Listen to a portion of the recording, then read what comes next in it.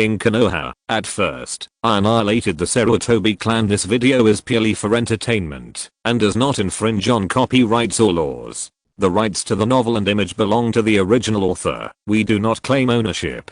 Don't like waiting and want to listen to this fanfic in full now? Subscribe to our Patreon, where you'll find the best fanfics. Chapter 176, Akatsuki Organization Meeting. It's okay. The members of the Akatsuki organization were stunned, looked at each other, and then answered. Something happened in Konoha village. I don't know why, but the Chunin exam was suddenly held ahead of schedule. Orochimaru used the Sound Ninja and Sand Ninja to declare war on Konoha, but it seems that he failed to destroy Konoha. Pain finally spoke, and the lavender circle of Samsara's eyes opened, looked around, and finally landed on Kainai, waiting for his report. That guy Orochimaru is really embarrassing. Deidara put his hands on his hips and said disdainfully. Kainai shrugged slightly. The leader's intelligence is really accurate. Orochimaru's attack on Konoha happened during the day, and you knew it in the evening. I haven't had time to report to you yet. Has Orochimaru's plan started ahead of schedule? Itachi and Kisame's phantom bodies appeared. Hearing Kainai's words, Itachi couldn't help asking. Kisame also showed a puzzled look on his face, because at this time, there was still a week before the collapse of Konoha, that Kainai told them. Therefore, during this time, they ran to other places to complete the task. Kainai said nonsense in a serious tone. It happened too suddenly. I don't know where you went, so I didn't have time to inform you. But don't worry, the mission has been accomplished. The third Hokage died, the first and second Hokage were sealed, and Orochimaru has lost the ability to perform the impure world reincarnation and all the ninjutsu that require hand seals. Pain asked indifferently, tell me about the details. Kainai said, the power that the impure world reincarnation can exert is related to the strength of the living sacrifice. In order to give his teacher a decent face and fulfill the title of the so-called strongest Hokage of all generations, Orochimaru used the immature impure world reincarnation into Genin as sacrifices to resurrect the first and second Hokage. As a result, the strength of these two former ninja gods and the fastest in the ninja world has been weakened to a level that is unbearable to watch. Putting aside the immortality of the impure world reincarnation, I'm afraid that any group in our organization will have the strength to fight against them. The last three Hokages, after being defeated, resorted to that mutually destructive tactic. I have experienced it myself, and I have to say it is very dangerous. At the cost of sacrificing one's own soul, one can summon a god of death, who will use the caster as a medium, stretch out a devilish hand, pull the soul out of the body, and swallow it into his stomach. Upon hearing that the soul could be sealed, all the Akatsuki members frowned in their hearts. This kind of bug-like ninjutsu was too terrifying. That's really a terrifying ninjutsu. Deidara first sighed, then looked at Kainai, and couldn't help but admire. You are worthy of being brother Kainai. You can even dodge such a dangerous ninjutsu. Kainai smiled, without much explanation, and continued. The third Hokage used this technique to seal the souls of the first and second Hokage. As for Orochimaru, perhaps because the third Hokage was old and physically exhausted, or he couldn't bear to take away his once most beloved disciple, he only sealed his hands, making him lose all the ninjutsu that required hand seals. Pain said in a deep voice, in other words, the souls of the first to third Hokage and Orochimaru's hands have been swallowed by the god of death, and it is impossible for them to be resurrected by the impure world reincarnation. Orochimaru has also lost the ability to perform the impure world reincarnation. Right. That's the truth. Kainai nodded. Pain then asked, so how's the intelligence gathering on the Jinchuriki going? Kainai smiled lightly. Konoha's Ninetales Jinchuriki's name is Uzumaki Naruto, and the Sand Village Jinchuriki is called Sandstorm Gaara, the youngest son of the 4th Kazekage Rata. What a coincidence. This time the Sand Village has invested a lot of money to deal with Konoha. Although the 4th Kazekage died before he could accomplish his mission, he still sent out a One-Tails Jinchuriki. As a result, the two Jinchuriki met, and a war broke out outside the Konoha village. The scene was really spectacular. compared to the battle between the third Hokage and Orochimaru, excluding the ninjutsu of mutual destruction. The battle between him and Orochimaru is like a child's game. Originally I wanted to capture them directly, but unfortunately Jiraiya and Tsunade, who were the same 3 ninjas as Orochimaru, came back. These 2 people are very powerful, and unlike Orochimaru, their souls are declining, and they are afraid of illusions due to frequent reincarnations. Yikang and I couldn't take down the Jinchuriki in front of them under the siege of many Sunagakure and Konoha ninjas, so we retreated temporarily. It doesn't matter, as long as we can find out the information about the Jinchuriki, and now is not the time to capture them. Pain still had a blank expression on his face, but the real body Uzumaki Nagato, who was hiding in the highest clock tower in Rain Village, had a slightly changed expression. He looked at Konan beside him, and the 2 didn't say anything more in the end. Kakuzu asked, "When will we start the action?" Hidden replied, "Yes, I've been waiting impatiently for a long time, to sacrifice the Jinchuriki to the great evil god, Seigo. It won't be too long. 3 years. After 3 years, the organization will enter the final stage and capture all the tailed beasts." This was the result of the discussion between Nagato and Obito. Considering that the information about the Jinchuriki is not yet complete, if they capture them rashly, it may arouse the vigilance of other countries. In addition, there are also big problems with the members of the Akatsuki organization. They are not stable enough. Almost everyone has their own ambitions. It is not an exaggeration to say that they have their own ulterior motives. This requires time to run in. Finally, there is Obito's own problem. First, he and Itachi have an agreement that they must not attack Konoha during Itachi's lifetime. Second, although the sooner the tailed beasts are captured, the better. In fact, he does not want to be Madara's puppet. He wants to get out of Madara's control. Therefore, he deliberately extended the time of the Moon Eye plan, thinking of using Nagato to build his own forces and act according to his own wishes. Under the influence of many factors, the Akatsuki organization plan had to be postponed.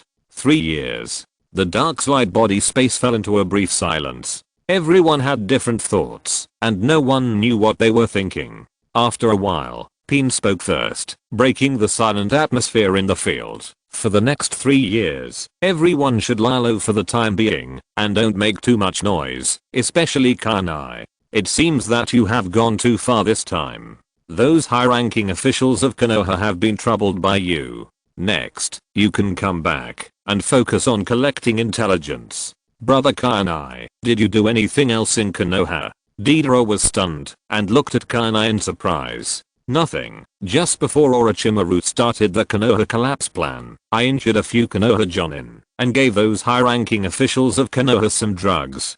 Kanai shrugged slightly. Medicine? What medicine? Deidara became more and more curious. Most of the other members of the Akatsuki organization also cast curious glances. PS. First update. Please recommend and vote for the monthly ticket. Chapter 177 Uzi finally meets his stepfather. Ahem. However, before Kanai could answer, Xiaonan coughed lightly, and the face of the body controlling the phantom body was flushed. He raised his eyes to signal Kanai not to continue. You are still young, I will tell you, when you are an adult. Kanai smiled, left this sentence, removed the phantom body, and disappeared into the dark space. As soon as Kanai left, Yikang followed. Then Kakuzu, Hidden, Zetsu, Xiaonan, Itachi, Kisame and others also left one after another. In the end, only the curious baby Deidara and Scorpion, who was more interested in drugs, were left in the dark cave.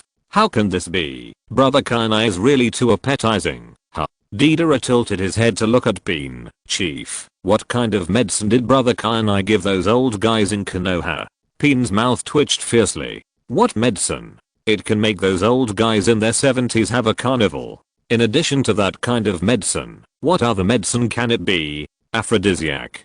Bean spit out 2 words lightly and removed the phantom body. Only Deidara was petrified on the spot, and Scorpion looked at Deidara as if he was a fool. After Kanai and Yikang opened their eyes, they looked at each other, and Yikang snuggled into Kanai's arms. Master Kanai, you are really bad. Then do you like it? Kanai pinched Yikang's nose. Yikang's cheeks blushed, closed her eyes, and let you pick it. but Kainai just scratched her nose and did nothing. He chuckled and said, "Okay, you have a good rest tonight. We will leave Konoha tomorrow. There will be plenty of time in the future. Do you have anything to do?" Yi Kang asked in surprise. "Well, before leaving, I'll go see some old friends." Kainai nodded and disappeared in the room. At the same time, somewhere in a sparsely populated jungle, the bonfire was jumping lightly. Beside the bonfire, Kisame and Itachi sat cross-legged on a stone pier, and the two kept the posture of making hand seals. Meeting Mr. Kainai, it seems that the senior officials of Konoha are in trouble this time. Kisame opened his eyes first and chuckled. Itachi did not answer directly. He sat cross-legged on the stone pier, keeping his hands in the seal position. After a short silence, he stood up and jumped off the stone pier and walked towards Konoha. "Let's go, Kisame." Now that the third generation is dead, it means that the agreement between him and the third generation to protect Sasuke no longer exists. At this time, the news of Danzo's defection from Konoha has not spread. Takashi did not know that Danzo was in trouble. He needed to go to Konoha to confirm the safety of the second pillar and warn Danzo that he is still alive and not to touch his stupid Itoto. "Where to?" Kisame looked at Uchiha Itachi in confusion. To Konoha Itachi did not mean to stop. Kisame followed him and said with some surprise, "This is not like your style. Are you reminiscing about your hometown?" "No, not at all." Uchiha Itachi paused and glanced at Kisame. "But the leader just said that we need to keep a low profile in the next 3 years and not show up easily." Kisame said hesitantly, "Don't worry, I'm just going to confirm something and won't cause too much commotion in Konoha." Leaving this sentence, Uchiha Itachi performed the instant body technique and jumped onto the tree trunk. In a few flashes, he disappeared. There's really nothing we can do about him. Looking at Itachi's figure going away, Kisame sighed helplessly and followed closely. Konoha village, the old site of Uchiha. The prosperity and laughter of the past are no longer there, and the fallen leaves are flying, and it is deserted. On the huge street, there is only Uzi, with his hands in his pockets, his head half lowered, his eyes covered by shadows, walking slowly on the empty street. Against the backdrop of the setting sun, a long and narrow shadow was drawn, which looked so lonely and desolate. At this time, the second pillar was in a state of confusion. On the one hand, the battle between Naruto and Gaara during the day deeply hurt his sensory nerves. Especially when he saw Naruto transform into 1,000 shadow clones and cast the Rasengan at the same time to attack Gaara, who had transformed into a tailed beast, and then summoned the huge toad to fight with Gaara. In addition to being shocked, he was also suffering. He could not imagine that Naruto, who had always been the last in his eyes since he was a child, would burst out such a huge energy at a critical moment. Looking back at himself, what exactly has he done over the years? Because it took less than a month to copy Rock Lee's physical skills and reach the latter's speed, he was complacent. Later, he learned Chidori and began to expand himself. Even the Sandstorm Gaara began to look down on him. In the end, he found that he was a clown. As a member of the Uchiha clan, compared with Naruto and Gaara of the same age, he is nothing. Thinking of this, Najera suddenly stopped and punched the old electric pole where Daisaiozi once stood. He gritted his teeth and cursed, "Damn it. What have I been doing all these years? Even Naruto has surpassed me. Damn it. Damn it." The more he thought about it, the angrier he became. Najera's other hand clenched into a fist. Without using any chakra, he began to hammer the electric pole with his physical strength, letting the fist bleed all over, but he was unaware. "You are really embarrassed, Najera." At this moment, a clear voice suddenly sounded from above his head. Najera subconsciously opened his double Magatama Sharingan, suddenly retreated dozens of meters, looked up at the top of the electric pole, saw the person coming, and his pupils shrank immediately. "Fujiwara Chiya." "Hey, Najera, it seems that you still remember me, but I think you should change your name." Chiya smiled, and without seeing him make any movements, he disappeared in front of Najera in an instant. "It's gone." Uzi was shocked, staring at the Sharingan and looking around, but there was no trace of Kainai. A slender white hand patted his back. Uzi was alert and turned back suddenly, but found nothing. Cold sweat ran down his forehead. He suppressed the fear in his heart and screamed, Come out, Fujiwara Chiya, you bastard, come out. Unfortunately, there was no one around, and there was only his echo. In this way, after wandering in the same place for a while, Uchiha walked and stopped all the way with a nervous mood, panting heavily, dragging his body trembling because of fatigue and fear, and return home. As soon as he opened the door, he found that Chiya was already busy in the kitchen, and the air was filled with the unique aroma of food. Oh, you're back, go wash your hands, the meal will be ready in a while. Chiya was wearing an apron, turned his head, and looked at Uchiha with a smile like an old father on his face. Why? Uchiha clenched his 5 fingers into a fist, his shoulders trembling slightly. Why?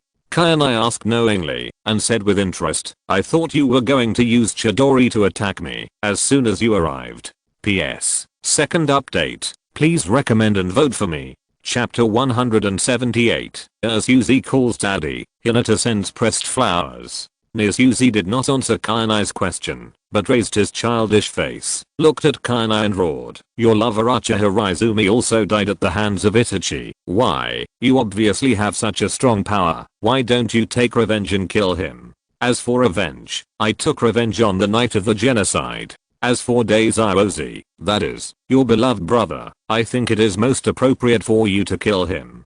Chiya took off her apron and brought out the cooked dishes. Has it been avenged? Uchiha was stunned, and then his mind associated with Kakashi's abnormality in recent days, and today when some villagers saw him carrying Naruto and Sakura back to the village, they pointed at him one by one, and some even showed sympathetic eyes to him. Thinking back to the night of the genocide, in addition to the Uchiha clan, the Shimura clan and the Sarutobi clan were also exterminated.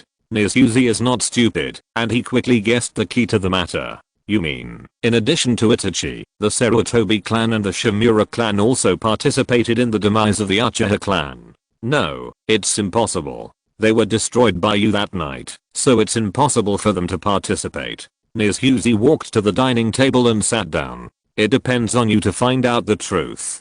Chiya filled a bowl of rice by himself. I can't find out, and I don't want to find out. Uchiha roared again. Since you don't want to kill Uchiha Itachi, then give me your power and let me go to him for revenge. You want to be my apprentice? Chiya narrowed his eyes. Uchiha was silent for a while, and arrogantly avoided Chiya's gaze and nodded slightly. Then call me dad first. Chiya put down his bowl and chopsticks, folded his arms, and looked at him with interest. Hey, shouldn't I call you teacher when I practice with you? Uchiha said sternly. Didn't you say that, as long as you can become stronger, you can do anything? Why can't you call me dad? Chiya joked without saying that he had become his stepfather. Uchiha took a deep breath. As long as I can get revenge, I'm willing to do anything. Then you yell. Chiya urged. Uchiha's face instantly turned red when he heard it, and then the figure of Uchiha Itachi appeared in his mind. His eyes instantly became firm. After holding it in for a long time, he stammered, Dad haha. Good boy, my son. Chiya laughed and rubbed Uchiha's hedgehog head. Now you can teach me to become stronger. Uchiha shook off Chiya's hand. In his heart, he secretly cursed Chiya 100,000 times, and swore that, after he became stronger, he would make this guy who humiliated him regret his life. No. Chiya took a bite of food and spit out 2 words that were so infuriating that he could not pay for his life. Are you kidding me? Uchiha stood up suddenly and stared at Chiya in anger. It's not a joke. I never said I would teach you to become stronger. After all, in this world, where betrayal of teachers and ancestors has become the norm, accepting a disciple is almost like digging your own grave. Just like Orochimaru and the 3rd generation old man. Chiya put down his bowl and chopsticks, and without further suspense, he threw out a scroll. This is for you. What is this? Najira took the scroll, and was immediately delighted. Could it be some kind of powerful ninjutsu? The beheading sword is sealed inside. However, before he could open the scroll, Chiya's voice sounded again in his ears, which directly stopped his actions. Asshole, what's the point of giving me such a thing? Najira threw the scroll to the ground in anger. No, it may not be useful to you now, but it will be useful to you in the future. Keep it well, maybe it can save your life in the future. Chiya smiled lightly, and as he spoke, His figure began to slowly turn into cherry blossoms in his eyes and gradually disappeared. This is the illusion of the 3 absolute cherry blossoms. Kainai thinks it is pretty cool, so he often uses it when he appears or ends in front of people. Wait. Seeing Kainai was about to leave, Nizuzi hurriedly shouted, trying to stop Kainai. He really didn't want to sink like this anymore.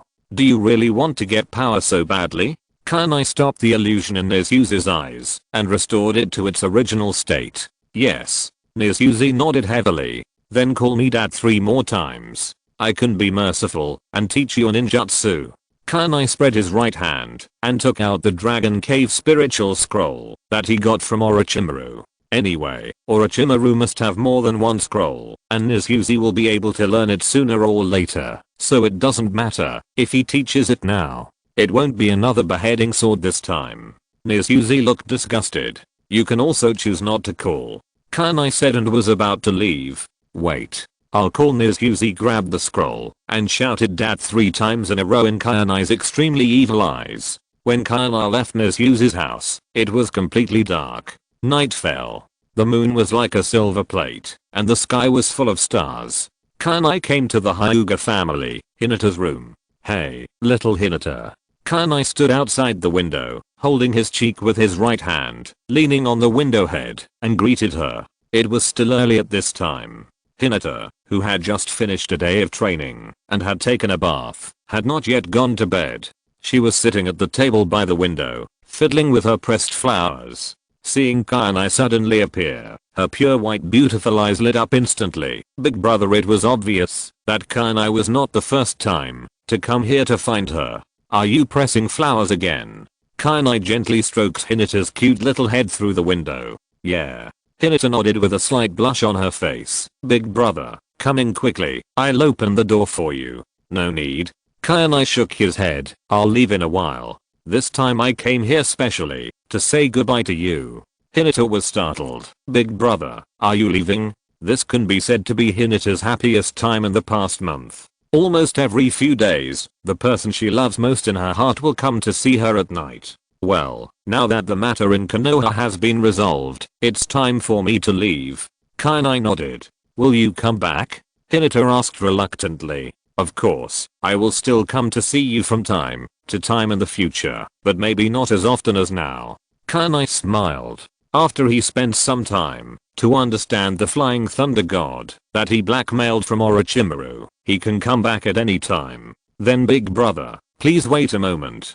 Hinata hesitated for a moment, got up and walked to the cupboard next to the bed. After a while of groping, she took out an exquisite heart-shaped box, handed it to Kainai with blushing cheeks, and said timidly, please accept it.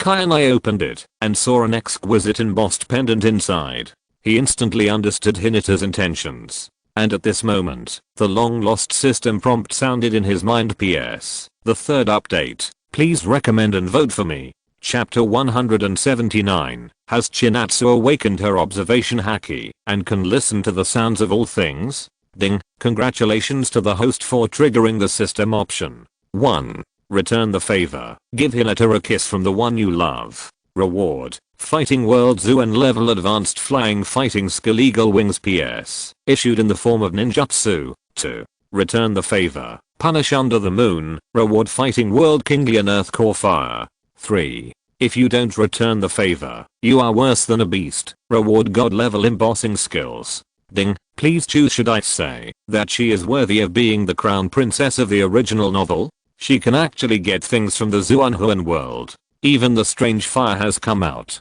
Kainai couldn't help but sigh in his heart and looked at Hinata with a shy face again and felt a little bit reluctant. Although Hinata has a great chance of not refusing to choose the second option, it is too early for her now. Thinking of this, Kainai immediately made a decision in his heart. Hinata, I like your gift very much. Kainai looked at Hinata with a smile. As the saying goes, gifts should be reciprocated, so I will also give you a gift. Really? Hinata's eyes lit up. Is this considered an exchange of tokens of love? Kainai nodded. Close your eyes first. Yes. Hinata closed her eyes as he said, looking at the red lips in front of her and Hinata's innocent and cute face. Kainai smiled, stood outside the window, and kissed her lips. Hinata was panicked at first, and when she understood, her mind was blank.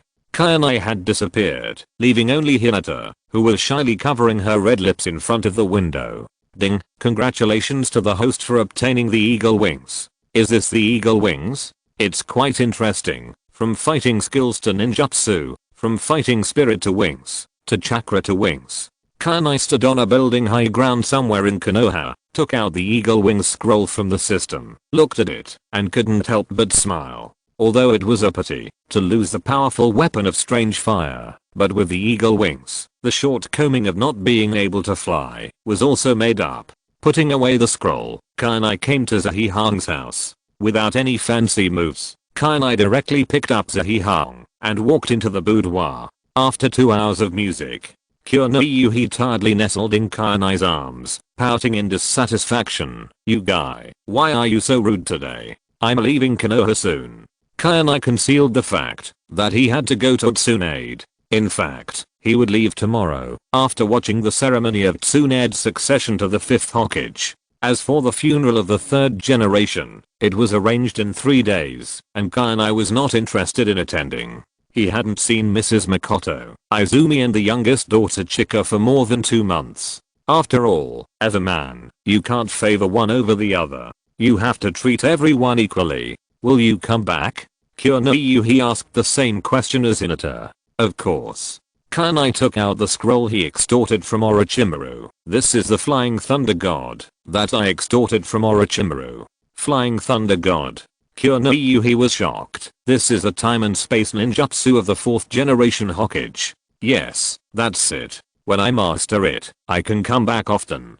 Kayanai chuckled. Then you should be careful. Kunoha's heart had already begun to numb. She didn't know what her most beloved little apprentice had experienced, and she could actually blackmail Orochimaru again and again. First, the Ryochi Cave Summoning Scroll and the Rashomon Summoning Scroll. Then it was the Flying Thunder God. It's really getting harder and harder to see through him. But it's good this way, at least, her little apprentice can have more means to save his life. When the peace period that her little apprentice talked about comes, Konoha will remove his status as a rebel ninja. She will quit her job as a ninja, have a few children with her own apprentice, and spend the rest of her life in peace. Nothing happened that night. The next morning, it was just dawn.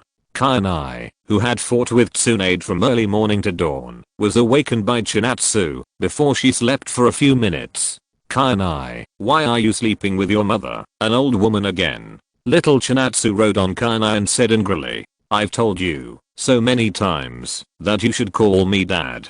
Kayanai was a little listless. I have to say, Tsunade is a fierce woman. Usually, Kayanai has the upper hand when facing Ikang, Mrs. Mikoto, and Kunoha. But when it comes to Tsunade, he is almost dead. Last night, she grabbed Kayanai who had just consumed a wave, and kept fighting until dawn. Fortunately, she had senzu beans, otherwise I'm afraid that her legs would be weak to walk today. I don't care, you must compensate Chiksha. You clearly promised to hold Chiksha to sleep last night. But when you woke up, you slept in that old woman's bed. Chiksha puffed up her cheeks in anger, and her golden twin ponytails waved, whipping Kayanai's chest. Then how do you want to compensate? While Chiksha was not paying attention, Kayanai took out a senzu bean from the system warehouse and swallowed it, and his body immediately returned to its best condition. Well, Chiksha tilted her cute little head, thought for a moment, and a blush instantly appeared on her delicate face. Marry Chiksha when you grow up. No. Kayanai decisively refused. Why is this? Chiksha began to cry falsely. This is not the first time. Kayanai sighed helplessly, stood up and took Kyangsha to the side, started to put on clothes, and asked casually, where is your mother? She has gone to the Hokage building to prepare for the Hokage succession ceremony. Kyangsha, who was a child, smacked her lips and whispered in a voice that only she could hear. She really didn't know what was wrong with that old woman. Kyangsha, I heard it. You called your mother an old woman again. Kayanai's mouth twitched fiercely. It doesn't matter as long as mom doesn't hear it, because in front of mom, Kyangsha is a good daughter.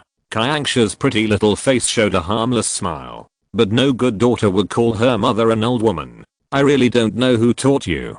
Kayanai rolled his eyes. Of course it's Sister Karen. Usually, when mom is affectionate with Kainai in front of sister Karen will complain about mom in her heart, saying that she is obviously an old woman, but she is still eating young grass. Kyangsha sold Karen out without hesitation. Kainai's mouth twitched. This really echoed Karen's personality. Wait, Chinatsu just said that she could hear Karen's inner voice. Could it be that she has awakened the ability to listen to the voices of all things? It's not impossible to think about it. After all, in this world, observation haki can be regarded as a special bloodline limit to a certain extent. It was originally refreshed after the fight with Tsunade. It lasted for a whole night. Chinatsu was most likely pregnant after it was refreshed. But listening to the voices of all things is an ability that even she has not awakened.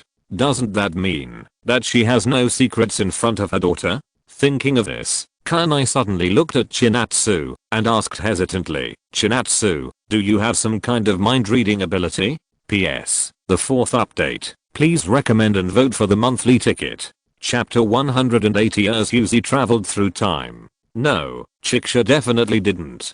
Chiksha denied it, but her evasive eyes had exposed her guilty conscience. Tell me, when did you awaken? Kainai sighed helplessly. No. Chiksha wanted to hide it, but was blocked by Kainai's rare serious eyes. She said timidly, I have had it since I was very young. As long as I calm down, Chiksha can hear far away, and I can also hear the voices of other people and animals. She knew that she couldn't hide it anymore. If she continued to hide it, she was afraid that her handsome father would be angry. That means you knew I was your father when we first met, right? Kainai's mouth twitched fiercely. He usually boasted that he had a high IQ, but in an instant he felt like he was sitting up in shock from a dying illness, and the clown turned out to be me. However, Chiksha's next words made him a little confused. No, Chiksha can read stones, flowers, humans and various animals, but she can't read Kainai's voice. Chiksha is very curious. Chiksha said, clenched her two small fists, and her eyes lit up. Then you can be curious slowly. Daddy should go. Kainai breathed a sigh of relief. He was really afraid that the secret of his being a time traveler would be seen through. Then Kainai, you must promise to come to see Chiksha often. Chiksha heard this, although reluctant, but also very obediently did not stop. Then you must also promise Daddy to hide your ability to read minds. You are still young, and Daddy can't always be by your side. This ability is too dangerous for you. Except for your mother, you can't tell anyone. Kainai smiled and half squatted down, flirting with his daughter's face. Chiksha nodded obediently. Finally, Kainai said hello to Karen's mother, Kazuki, who was in charge of Tsunade's daily life, and came to a high building not far from the Hokage building to meet Yikang. With the breeze blowing, and her long hair fluttering, Tsunade, wearing a Hokage hat, stood on the edge of the high platform of the Hokage building. Behind her were Jiraiya and two Konoha consultants, Koharu Utatane and Enmato, who came over shamelessly. Under the Hokage building were Kakashi, Might Guy, Naruto, Nibashi, and other Konoha ninjas and countless civilians. Under the admiring and excited eyes of all the Konoha people, Tsunade took off the Hokage hat in an extremely handsome posture under the sunshine, and announced the succession declaration loudly. From today on, I'm the 5th generation Hokage leading our Konoha ninja village. Suddenly, there was a warm cheer like a tsunami in the field. Kainai stood on the dome of the building with his arms folded, and a faint smile appeared at the corner of his mouth. And Tsunade seemed to have discovered Kainai, looking towards the high platform, and returning a confident smile. Seeing this scene, Yikang couldn't help but feel a little ashamed inside. As a female ninja, this 5th Hokage is really handsome. Yeah. Kainai turned around, looked back at Tsunade again, and disappeared on the dome. Yikang followed closely. The corrupt 3rd Hokage and Anzo have been eliminated, and next, Konoha will be revitalized. After leaving the city of Konoha, Kainai did not deliberately speed up his pace. Strolling in the forest, he summoned the long-lost system panel. Ding, the system is opening. Host, Fujiwara Chiya. Gender, male. Age 17 years old. Chakra attributes: fire, lightning, earth, wind, water, yin, yang. Chakra amount 270 card. Secret technique: Sharinganju has reached the 8th level with body protection and flash skills, ninjutsu, fire style great fireball technique, fire style head hard working shadow clone technique, 3 body technique, instant body technique, Chidori series of ninjutsu, Rasengan series of ninjutsu, lightning style pseudo dark wind style pressure earth style earth spear, earth style earth flow wall water style water dragon bullet, water style water curtain barrier summoning technique Rashomon transcription seal summoning beasts, crow, Zenaya bloodline, Sharingan barrier, Uchiha fire array, breath barrier special abilities, observation haki, armament haki, Kyoka Sujetsu, the enemy only needs to see the shike once without interfering with the chakra, to directly act on the soul, control the 5 senses, spiritual power induction, etc., and can also control chakra induction in the Naruto world, illusion, Katamatsukami, illusion Sharingan, magic tree binding, illusion 3 absolute Sakura, Neroku seeing technique physical technique, Konoha basic physical technique, Sharinganju's own moves, Uchiha style shuriken throwing, Kune throwing, chakra attribute changes, fire, thunder, earth, wind, water, yin, yang warehouse, Zanpakuto Kyoka Sujetsu, Kune x 1225, Shuriken x 2311, several clothes, Manjaki Sharingan, Fugaku, Danzo, stand-in stake x 79, Zimu river water, I love Ache, Senzu beams asterisk 41, flying thunder god, eagle wings I didn't expect that in less than 2 months, so many things would happen. Not only did I have a daughter like Chinatsu, I also slept with Tsunade, Yikang, and Yuhikuno, and I almost took down Hinata, but there was no escape. Looking at the system panel, Kayanai couldn't help but smile. Next, I should consider how to continue to improve my strength. At present, his ninjutsu, illusion, and physical skills have almost reached the limit of ninja. It is not an exaggeration to say that he is the first person under the 6 paths in the true sense. He can even kill the so-called 6 paths with the help of mirror flowers and water moons. Except for the Sharinganju, which has never been interrupted, the practice of ordinary ninjutsu and illusion is no longer of much use. If you want to continue to improve your strength, you have to find another way. Improving the practice of observation color and armed color is one aspect. Waiting for the right time to recover Shisu's other eye and Obito's double Kamu is another aspect. But at present, this one needs to be temporarily slowed down. Otherwise, if these 3 eyes are recovered too early, there will be less fun in the future.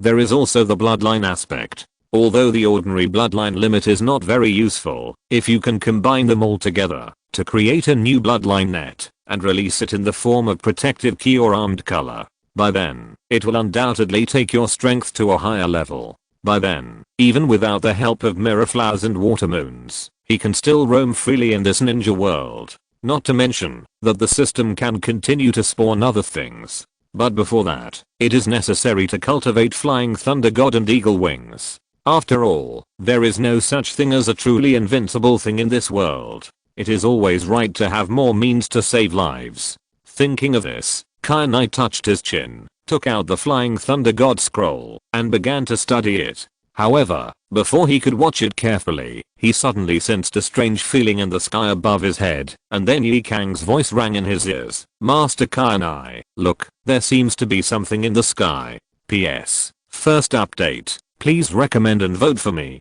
Chapter 181 Boruto is not Naruto. This is.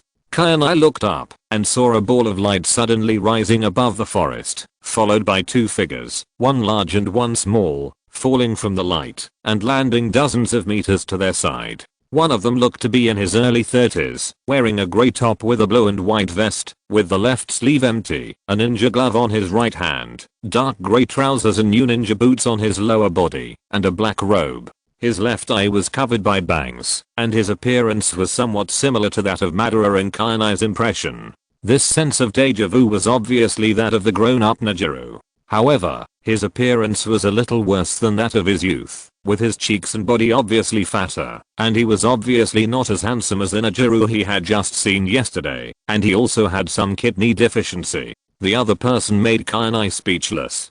He looked to be about 12 or 13 years old, with golden hair and blue eyes similar to Naruto, and his face shape and eyes were surprisingly consistent. The difference was that his hairstyle looked more like a leaf. The beard texture on his face is also a little different from Naruto's. Naruto has 3, but he only has 2. Not surprisingly, this guy's Naruto's son Boruto. No way, no way, little Hinata has already been snatched away by himself. This pineapple-headed guy who likes to cheat his father is stillborn, and the time period of the future Jiraiya and Boruto seems to be more than a month earlier than the original. Although he is unwilling to admit Boruto. But according to the history of the original work, it should be the time period when Jiraiya is about to go out for training after Jiraiya defected from Konoha. Why is it so much earlier now? Could it be because of his own butterfly effect that the time and space of this world are disordered? Then the time and space that this pirated Jiraiya brought Boruto, who likes to cheat his father, to travel to is advanced. It hurts. The boy who looks like Boruto landed on his face first, and landed in this world in a head down posture. If it weren't for his inheritance of Naruto's Uzumaki clan physique, someone else would have broken his neck on the spot. The uncle version of Nejiru landed safely, but he was very weak. He covered his eyes and half knelt on the ground, panting. The chakra is exhausted. Looking at the uncle Sasuke with a face full of kidney deficiency, Kainai's mouth twitched fiercely. Should I say that he is worthy of being the direct disciple of Hateku Wake? In middle age, he has become weaker than his teacher. Moreover, he has been paralyzed and careless to this extent. He didn't even notice that he and Jikang were close at hand. Sure enough, Boruto is not Naruto. Mr. Sasuke, are you okay? The pineapple head greeted Nejiru, and seeing that he was just exhausted from chakra, he breathed a sigh of relief and began to look around, finally landing on Kainai and the others. Where is this? It seems that there is no breath of Urashiki. Sasuke-san, there are 2 people in strange costumes here. Hearing this, Sasuke tilted his head and saw Hangan in the black robe. His brows frowned slightly. He immediately protected Boruto behind him and stared at Kainai and the others. Look at this uncle with kidney deficiency. Does he seem to know me? Kainai walked up to the 2 of them with Jikang and began to test them. He wanted to confirm whether the Sasuke in front of him was the genuine second nephew or the pirated one in Boruto. Or maybe the 2 were the same person.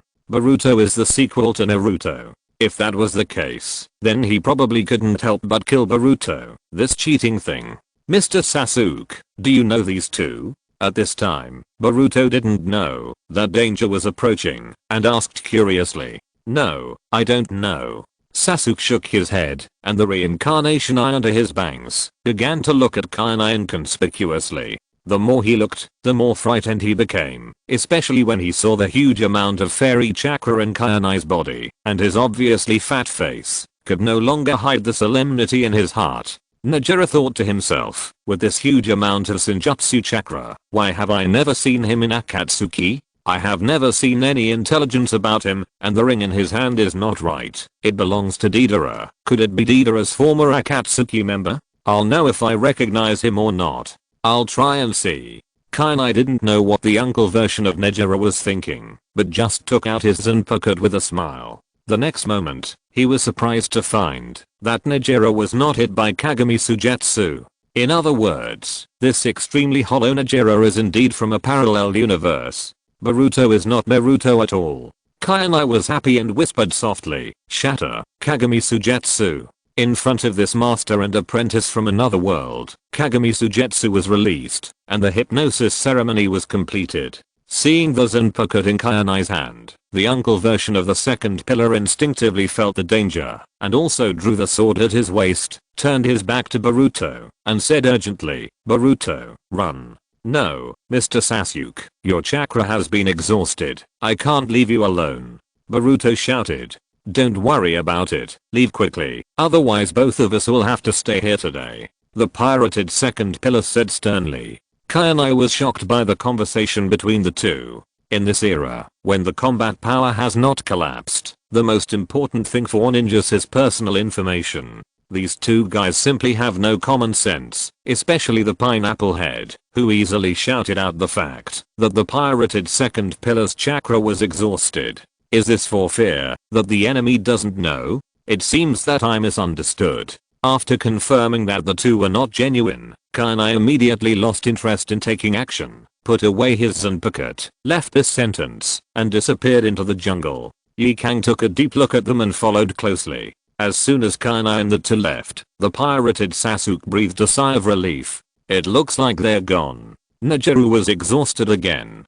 Just from the action of drawing the sword and using the Samsara to see through the chakra of Kainai and the others, the trace of chakra he had finally recovered was exhausted again. Next, the two of them rested for a while, walked out of the jungle, and walked towards the city of Konoha. Not long after they left, Kainai and Ye Kang jumped down from a big tree not far away. Master Kainai, the guy named Sasuke just now seems to have the same name as Itachi's brother. Do you know them? Looking at the pirated Sasuke and Boruto's figures going away, Ye Kang asked curiously. I guess so. It seems that we need to stay in Konoha for a few more days. Kainai smiled. If nothing unexpected happens, that guy Urashiki will come soon. He will not miss the opportunity to seize the other party's blood and eyes. Perhaps it is a common problem of all Akatsuki people, because strength comes too easily, resulting in weak combat experience and lack of attack methods, back and forth with just a few moves. For Kainai, it is too easy to kill them. Seeing Urashiki use time reversal, which is equivalent to predicting the future, to dodge a basic attack, you can see how bad he is. He was just wasting his life, and in the end he got himself killed at the hands of a guy like Boruto. PS. Second update. Please recommend. Please vote for the monthly ticket. Third update. Still writing. Recently worked overtime. Update may be late. Chapter 182. The two pillars gather in Konoha with their filial sons. In Konoha village. After the Hokage succession ceremony, Jiraiya found Naruto. Naruto, do you want to become stronger? Naruto's eyes lit up. Why are you so lecherous? Are you going to guide me in my training now? Of course, but I still need to collect materials. If you want to practice with me, you need to go out with me and leave Konoha. Why? Are you mentally prepared? I will train you thoroughly next. Jiraiya found a reason. In fact, training is only one aspect, and the other is to protect Naruto. Because Chiya made Konoha a mess, and the second pillar had not been beaten by Daisaozi, his desire to defect to find Orochimaru was not as strong as in the original work. Without so many things to delay. Therefore, Jiraiya planned to take Naruto out for training earlier. This is also the reason why the parallel time and space Urashiki chose this time period to travel. Because if it is later, Naruto will leave Konoha.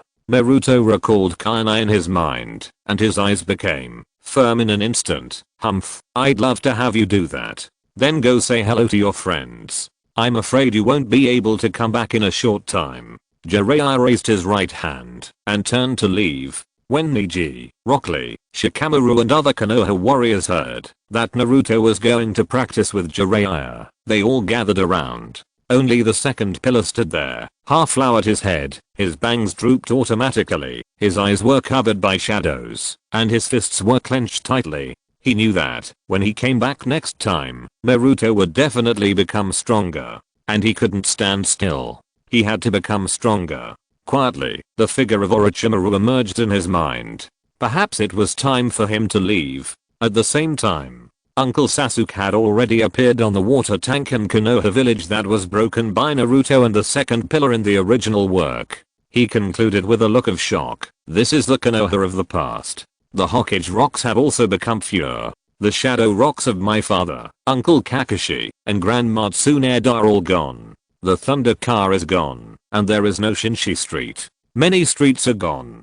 Boruto stood aside, also shocked. Obviously, no one can remain calm about traveling through time and space. Then Boruto took out the turtle that brought them here, and after some understanding, he believed the fact that he had traveled through time. At this time, the crowd that had not yet dispersed near the Hokage building attracted Boruto's attention. Mr. Sasuke, look, there are a lot of people gathered over there.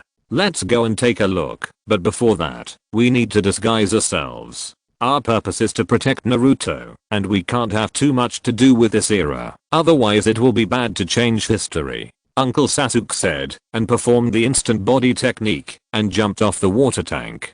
Boruto followed closely. And at the moment they jumped, the genuine second pillar happened to come over. At the moment when the two sides passed by each other, Uncle Sasuke and the real Sasuke looked at each other. The real Sasuke didn't care. He just thought he had met a weirdo and returned to the back mountain of the clan to practice the summoning technique left by Kanai. But Uncle Sasuke was shocked. He stopped and looked at the figure of the real Sasuke leaving. He recognized his teenage self at a glance. Mr. Sasuke, that was. Boruto also stopped and looked in the direction where the real Sasuke left. There is no doubt that it was me in my teenage years, but Uncle Sasuke closed his eyes slightly. If he saw it right, it was the succession ceremony of the 5th Hokage Tsunade, and he didn't remember participating in it. At this time, he was still lying in the hospital for recuperation, because he had been cured by Tsunade not long after being hit by Itachi's Tsukuyomi. Boruto was stunned, but what? No, nothing. Uncle Sasuke shook his head. Next, they met many familiar faces, including Hiruno Sakura, who had a bald spot on her head, and Hinata, who was not shy and treated Naruto normally. Everything revealed that something was wrong. The wine house is often the easiest place to get information, because people often like to point fingers after drinking, and they talk more than before. Suspicious. Uncle Sasuke brought Boruto to a wine house in Konoha village. After some understanding, they learned that this village had just experienced the Konoha collapse plan in the Chunin exam yesterday. The third generation Hokage had just died, but because of a traitor named Fujiwara Chiya, many scandals of the third generation Hokage were exposed, which led to the fact that most people in Konoha did not feel much regret for the death of the third generation Hokage. What shocked them even more was that in this world, not only the Uchiha clan was destroyed, but even the Sarutobi clan and the Shimura clan also perished on the day when the Uchiha clan perished. All of this pointed to the traitor named Fujiwara Chiya. What surprised them even more was that Danzo, one of the culprits of the demise of the Uchiha, became a traitor to Konoha because of the transplantation of the Sharingan and the first generation of cells. This is really incredible. In other words, they did not come to the past time and space, but a brand new world. Mr. Sasuke, what is going on? Boruto sat next to Sasuke and couldn't help asking. I'm afraid this time and space is different from ours, and many incredible things have happened. Uncle Sasuke concluded. It's not the same time and space. Doesn't it mean that the father of this world is different from our world? Boruto exclaimed. It can't be confirmed for the time being, but no matter what, the most urgent thing is to find Naruto, and we must not let Urashiki find him, otherwise it will be bad. Sasuke said, and walked out of the wine house. At the next table, Chiya and Yikang, who had been disguised again, listened to their words. Yikang asked with some doubt, Lord Kanai, what they just said was. Kanai smiled. Did you hear it? Yes, the one called Sasuke just now, strictly speaking, belongs to the same person as the current Sasuke, but they belong to different time and space. In this world, there are many parallel time and space, and the world we live in is just one of them. Even if the world is the same, it will be very different in different time and space, just like the time and space they are talking about does not have me. If nothing unexpected happens, you in that time and space have died in the hands of Kurigakya. At this point, Kanai suddenly sensed something, and a faint smile appeared at the corner of his mouth. Yikang, it's a good thing we didn't leave. There will be a lot of excitement to watch next. What excitement? Yikang was puzzled. Kanai smiled lightly. Uchiha Itachi and Kisame have already arrived in Konoha. While speaking, Kanai put down a banknote, and the two disappeared in the wine house at the same time. PS. The third update. Please recommend and vote for the monthly ticket. If you're listening to this novel on a channel other than Fanfic World, it means they downloaded and uploaded it without effort. We cordially invite you to visit our channel, Mundo Fanfic Novelos. There you'll find the original version of this story and you can explore many other novels of various genres. We're waiting for you to immerse yourself in a world of incredible novels. Chapter 183, Returning to Konoha with the Filial Son. On the wall of Konoha, Daisaozi and Kisame, wearing red cloud black robes and wind chime hats, overlook the entire Konoha. It seems that Orochimaru's failure is really thorough. The damage to Konoha is not as great as imagined. Kisame said. After all, it is the village founded by the first generation of Hokage. Even if it is no longer prosperous, its foundation still exists. Daisaozi thought thoughtfully. Indeed, it can force a ninja of Mr. Kainai's level to retreat. It seems that we have to be more careful this time.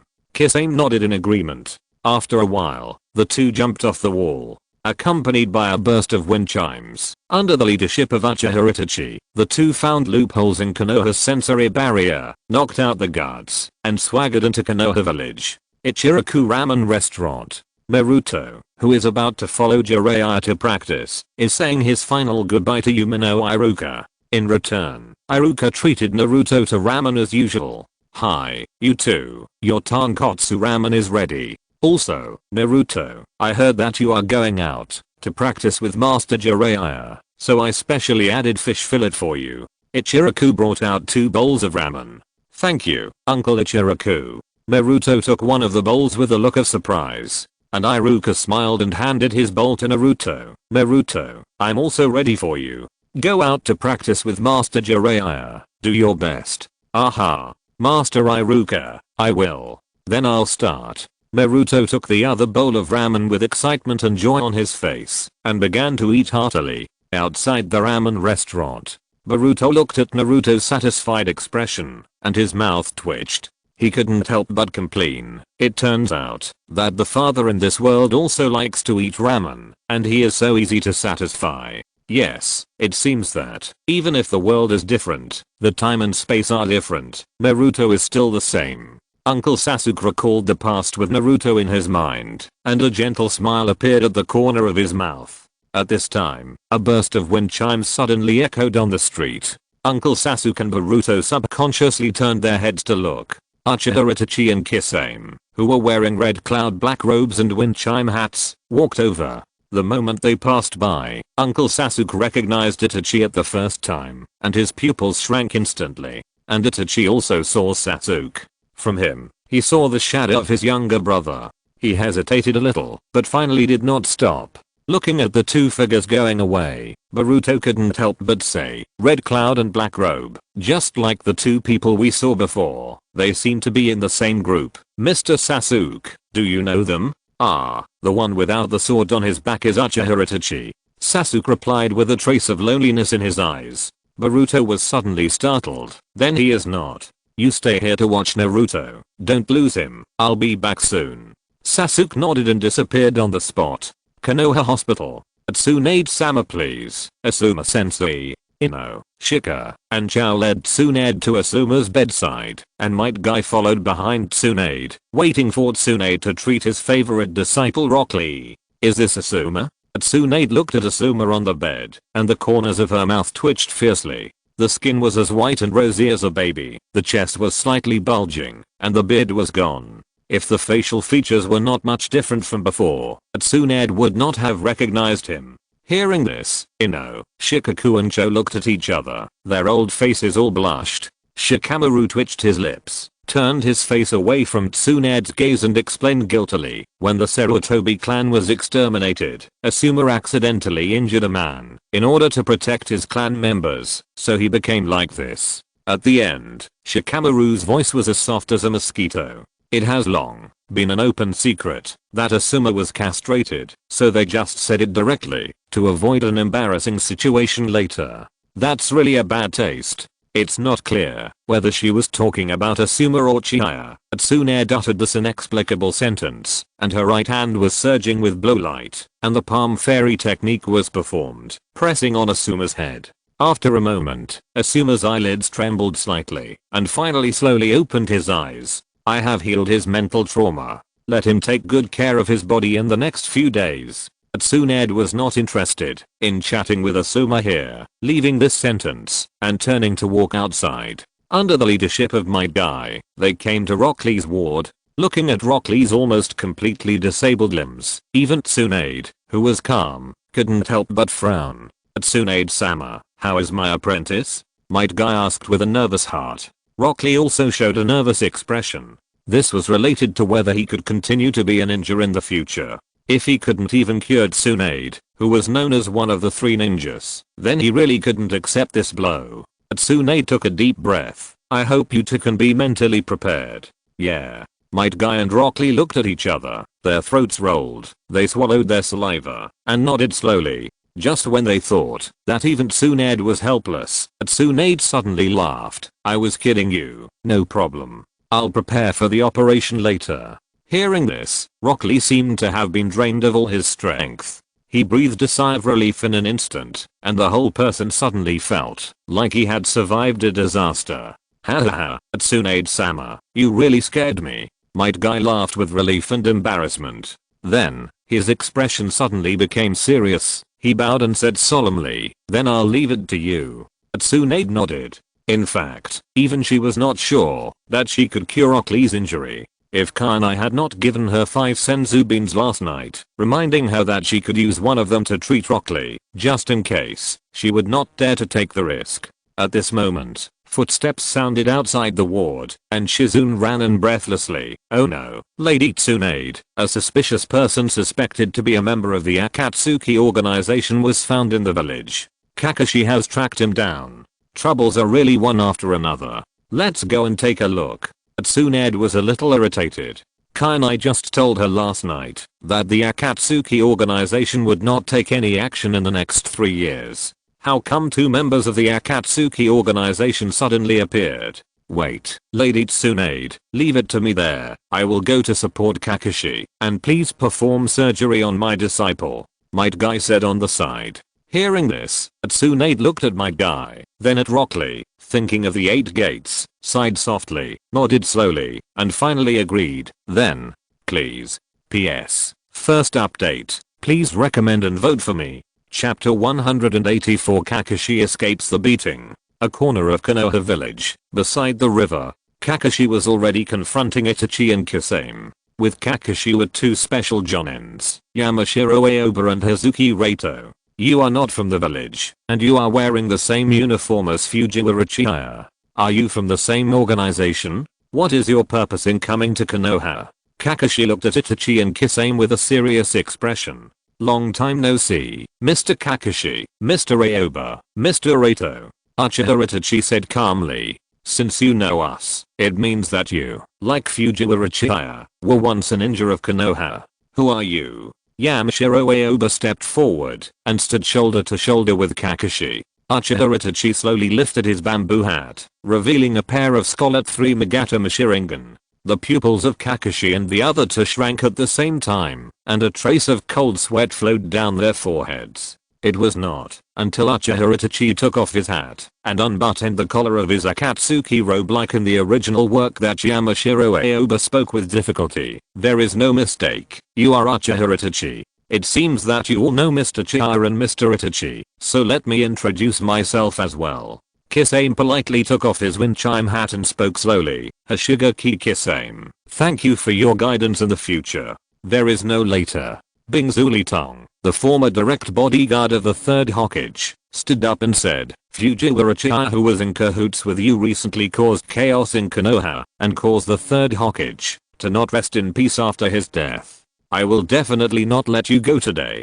Kisame chuckled. Haha, it seems that you were really treated badly by Mr. Kanai some time ago. I heard that your so-called 3rd Hokage is actually a figurehead who was hyped up. He even shamelessly claimed to be the strongest Hokage in history, an existence that surpasses the god of ninja. No wonder Mr. Kanai despises him so much. You bastard. With a roar, Bingzuli Tong was about to rush forward, but was stopped by Kakashi who raised his hand. Calm down Li Tong, don't fall for his provocation. Kakashi looked at Kisame. Hashigaki Kisame, I know you, the eccentric of the mist, the holder of the great sword Samehada of the 7 ninja swordsmen. Because you killed the daimyo of the land of water and obstructed and sabotaged the work of the country, you were wanted by various countries and became an S-rank rebel ninja. It's really an honor to be recognized by the famous copy ninja.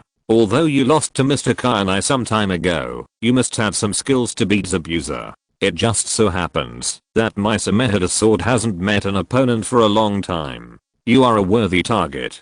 Kisame drew out the Samehada sword and asked Itachi's opinion. Do you want to fight? It seems that I can't leave safely. Itachi said lightly. In fact, the conflict with the Konoha ninja was one of the purposes of his trip, in order to intimidate the Konoha high level, let them know that he is still alive, and dare not attack Sasuke. As for the other purpose, it is to convey to Konoha the information that the Akatsuki organization will capture the tailed beast in the future. Then let's fight.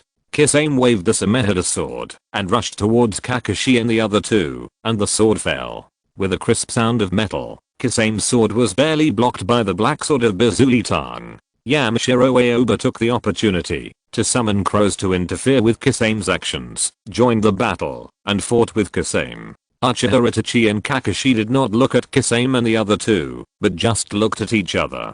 Kakashi asked in a deep voice, "Are you still not going to tell me the purpose of this trip?" "No, nothing, just looking for something," Itachi said lightly. "Looking for what?" Kakashi continued to ask. Itachi glanced at Kisame and slowly said, "The legacy of the 4th generation Naruto?" Kakashi recalled their conversation with Jiraiya before the official game of the Chunin exam, and asked, "Why are you looking for Naruto?" Itachi did not answer again, but stopped Kisame, who was fighting with Yamashiro Aoba and Bazuli-tan with physical skills. "Enough, Kisame, it will never end. If it goes on like this, I want to play for a while longer." Kisame used a sweeping move to force Bazuli-tan back, knocked down several crows that attacked, and retreated behind Itachi in an instant. Yamashiro Aoba and Bizurito, who did not take advantage, also retreated to Kakashi's side. Kakashi took out a kunai and threatened, "Then answer my question." Itachi was silent for a while, slightly closed his eyes, and answered irrelevantly, "I'm different from Kisame. I won't waste so much time." While speaking, Itachi slowly opened his eyes, revealing the 3 Magatama Sharingan.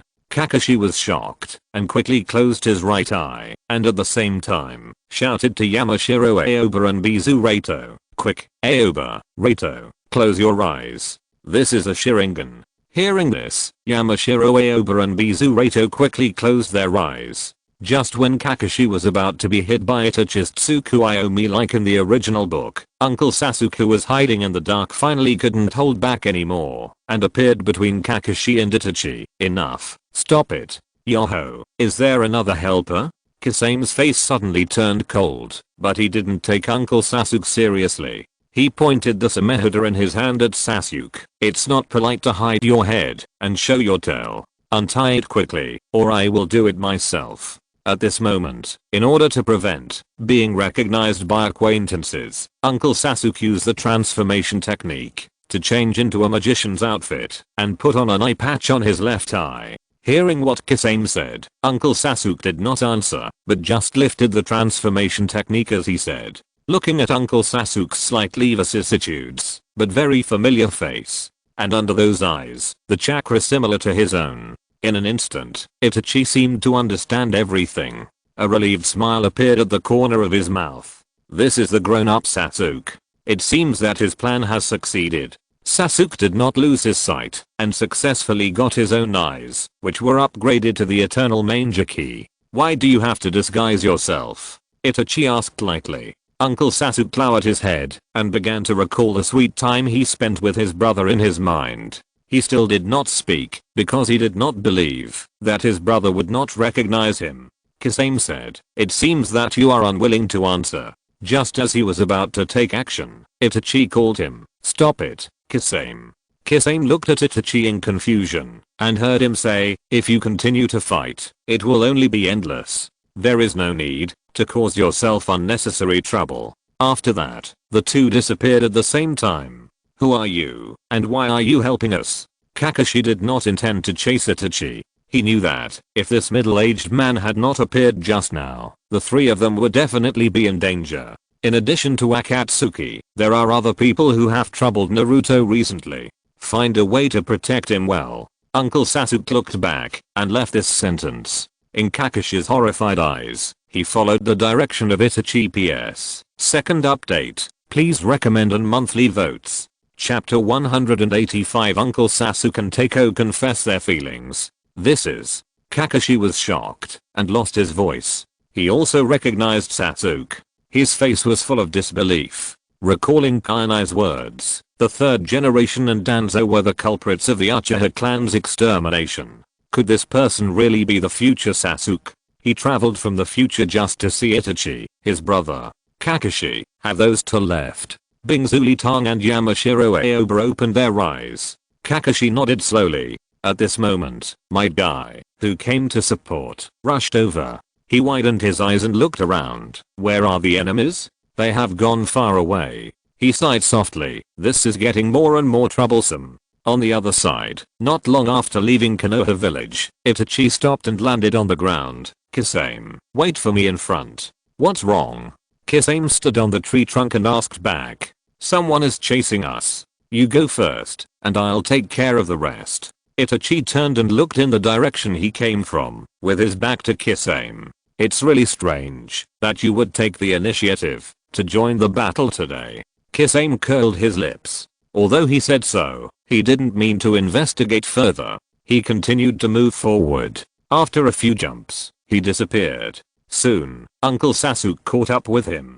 Sasuke? A gentle voice sounded, and the coldness on Itachi's face melted, revealing a gentle smile. At this time, in order to let his brother recognize him, Uncle Sasuke had already opened the eternal Mangekyo in his right eye, and the Samsara in his left eye was also exposed. Yes, it's me, brother. Uncle Sasuke trembled, and his eyes became moist. These years, brother, it must be very hard for you to be alone outside. Itachi shook his head. The coldness on his body was gone. He walked closer to Sasuke, put his right hand on his shoulder, looked at this familiar yet unfamiliar face up close, and smiled. It seems that you have really grown up.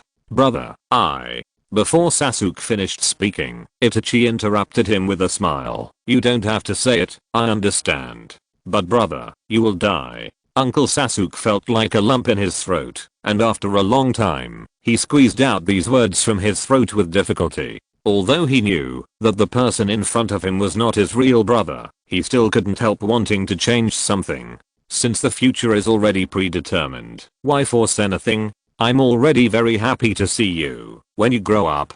Itachi showed a relieved and gratified smile on his face. Hearing this, Uncle Sasuke couldn't hold back his tears anymore. Unwilling to give up, he took out Sarada's photo from his arms. This is my daughter, your niece Sarada, born to Sakura and me. She's almost 13 years old. She's very talented and has already opened her Sharingan. That's great. Itachi took the photo and couldn't help but be a little dazed. He didn't react for a long time, until the voice of Uncle Sasuke sounded in his ears again. I hope you can watch Sarada being born and growing up. I think Sasuke in this world will be the same as me after knowing the truth. Go back, Sasuke. I'm a very evil person. My fate cannot be changed. Don't make me hate you. Itachi didn't understand what Sasuke meant. He just thought he was talking about the real world and the future world, not the parallel world. He didn't want to change history, so he returned the photo. He took a few steps back and returned to the original place. His expression became cold again. Silence. At this moment Itachi could feel the hesitation in his heart. Although he also wanted to see his little niece being born and accompany him to grow up. But at the same time, he also knew that he was a very evil person. After the extermination of his clan, as he grew older and gained more experience, and as he often heard Kyuubi exposing the darkness of the Konoha high-level officials, he gradually realized that he was wrong. Kyuubi had wiped out the Sarutobi clan and the Shimura clan for Izumi, and for Konoha and his brother, he wiped out the Uchiha clan, killed his parents, and killed many innocent clan members. The two chose two completely different paths. The results they ushered in were also different. He was not qualified to blame Kyuubi, and at the same time he could not forgive the crimes he had committed in the past. What he had to do was to do his last bit for his brother, and then go to hell to repent for his sins. Seeing the determination in Itachi's eyes, Uncle Sasuke couldn't help but smile bitterly. It seems that no matter what, I can't dissuade you. Take care. Itachi nodded slightly, looked at Uncle Sasuke deeply again, and turned away in a flash. Only Uncle Sasuke, who was at a loss, was left. He smiled bitterly and turned to Konoha to meet Boruto. He was already very happy to see his brother again. Compared to reminiscing about the past, the most important thing was to protect Naruto in this world. As soon as Uncle Sasuke left, Kainai and Yikang came out from the darkness. I never thought that this pair of brothers who loved and hated each other would have such a side. Yikang sighed. Kainai said, let's not talk about this uncle version of the second pillar for now, but Itachi has never shown mercy when he wielded the butcher knife against his own people and his parents. If he can be forgiven just by a few words of repentance, then the lives of his parents and his people are too worthless. Although most Uchiha are psychopaths, anyone can kill them, except Uchiha Itachi, who is a son, the young patriarch of the Uchiha clan, and who grew up enjoying the resources of the Uchiha family. Yikang nodded, without comment, skipping the previous topic. Then what will you do next? The Uncle Sasuke just now has both the Manjaki Sharingan and the Samsara. Kainai smiled and said, let this uncle's second pillar go. When the time comes, he will return to his own time and space. Next, we just need to wait patiently, waiting for that Otsutsuki Urashiki to come back and give his head. 3 days passed in a flash. Because Kakashi recognized Uncle Sasuke, after telling Jiraiya about this, Uncle Sasuke and Boruto followed Naruto and Jiraiya on their journey as traveling magicians without Naruto knowing anything. At this time, Urashiki finally arrived. Is this the enemy besides Akatsuki that you mentioned? Jiraiya looked at the dark hole that suddenly opened in the sky. A man in a white shirt with pure white pupils, holding a fishing rod with a faint red glow in his hand and a fish basket of the same color on his waist, walked out of the space channel. Yes, that's him. His name is Urashiki, and his target is the nine tails in Naruto's body. Sasuke drew out the sword at his waist. While Jiraiya and Uncle Sasuke were looking at Urashiki, the latter also cast his eyes over. Looking at Jiraiya and the other three standing on the ground, Urashiki said in a frivolous tone, hey, Fox, I didn't expect you were not in Konoha. It took me a while to find you. But it doesn't matter, I had an unexpected surprise today. Those two lowly creatures over there have been following this fox all the way. Come out. P.S. The third update. Please vote for recommendation and monthly vote. Chapter 186 Pushi becomes the prey. It's really surprising. I tried my best to suppress my breath, but I can still sense it. Kainai held his Zanpakuto and walked out of the dense forest with Yikang slowly. Brother Kainai. Seeing Kainai appear, Naruto's eyes lit up obviously. Just as he was about to step forward, Jiraiya raised his hand to stop him. Naruto, don't go over. He is a member of the Akatsuki organization. Jiraiya looked at Urashiki in the sky, then looked at Kainai and Yikang, frowning, and secretly anxious in his heart. Akatsuki and this mysterious man appeared at the same time. Something bad was going to happen. Don't worry, Jiraiya, and Naruto, and the kidney deficient man over there, and the pineapple headed kid. I believe you should know that Akatsuki will not take any action within 3 years. Kainai's voice sounded again. He looked at Urashiki in the sky. The moment the other party's eyes were cast over, he whispered in his heart, shatter. Mirror flower water moon. Quietly released the mirror flower water moon. Hey, who are you calling the pineapple head? Boruto said, arguing. Boruto, be quiet. Now is not the time to talk about this. Sasuke stopped Boruto and looked at Kainai with a twitching mouth. In other words, in order for the Akatsuki organization to proceed normally in 3 years, you have to join forces with us to deal with the guy in the sky, right? Although he knew that the kidney deficient man the other party was talking about was himself, it was not the time to be an enemy of the Akatsuki member named Fujiwara Chiya. At least we need to wait until we defeat Urashiki. It's not about joining forces. I'm just very interested in the ninjutsu of this white guy. Anyone who knows me must know that I'm a person who is keen on ninjutsu. At this point, Kainai's face suddenly turned cold, and his eyes glanced at Urashiki in the sky. So, can you please not interfere with my catching prey? You are really arrogant. You treat me as prey just because you are a lowly creature? Urashiki's voice rang in the sky. Compared with before, there was no more frivolity in his tone, but anger instead. After coming to this world, Urashiki originally wanted to capture Naruto directly in Konoha, but he did not sense his chakra in Konoha. So he used the exclusive bloodline net of the Otsutsuki clan, Yomi Hirasaka, and teleported directly in front of Naruto. What surprised Urashiki was that he not only found Naruto, but also sensed another extremely large and pure chakra around him. However, what embarrassed and annoyed Urashiki was that the owner of this chakra did not seem to take him seriously and dared to covet his ability. It's not that I treat you as prey, but you are already my prey. Kainai moved his hands and feet, and the Sharinganju quietly activated.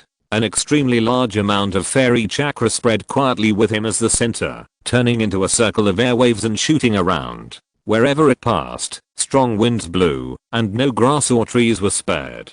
Yikang understood, and jumped onto the tree trunk. Jiraiya and Sasuke also carried Naruto and Boruto out of the battle between Chiya and Urashiki. What a powerful chakra, the tailed beasts are only this powerful.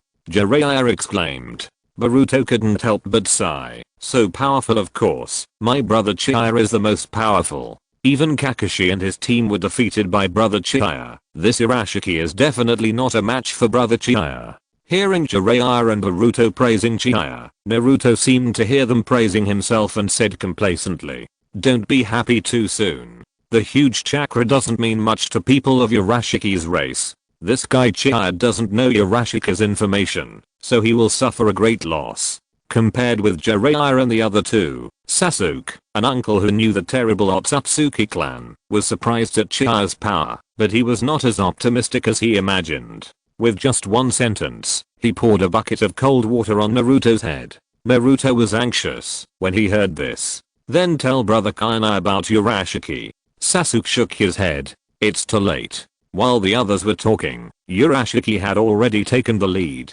What a powerful chakra. Lowly creature. Urashiki licked his lips. A ferocious and terrifying smile appeared on his face. "Then I'll take it." Waving the red fishing rod in his hand, Urashiki dived towards Kainai at a speed that surpassed what Kainai had seen before. Clang! A tooth-grinding metal friction sound was heard. Kainai's Zanpakuto caught Urashiki's fishing rod, and a huge force exploded in an instant, and the ground within a radius of dozens of meters began to crack like a spider web. Not bad power, and the speed is also very good, but it's a pity that the attack mode is too single. It seems that you are a fighting idiot with only power. Kainai stood in the center of the spider web-like crack, holding his Zanpakuto to block Urashiki's fishing rod, with a relaxed and carefree look on his face. "Really?" Urashiki laughed in anger. The red hook connected to the fishing rod bypassed Kainai's Zanpakuto and quietly attacked him from the back. Without any obstacles, it sank into his body accurately. Urashiki laughed immediately. "Haha, I got it, lowly creature, now all your chakra is mine." Seeing this scene, Naruto couldn't control his emotions and shouted excitedly, "Brother Kainai, you're dimmed."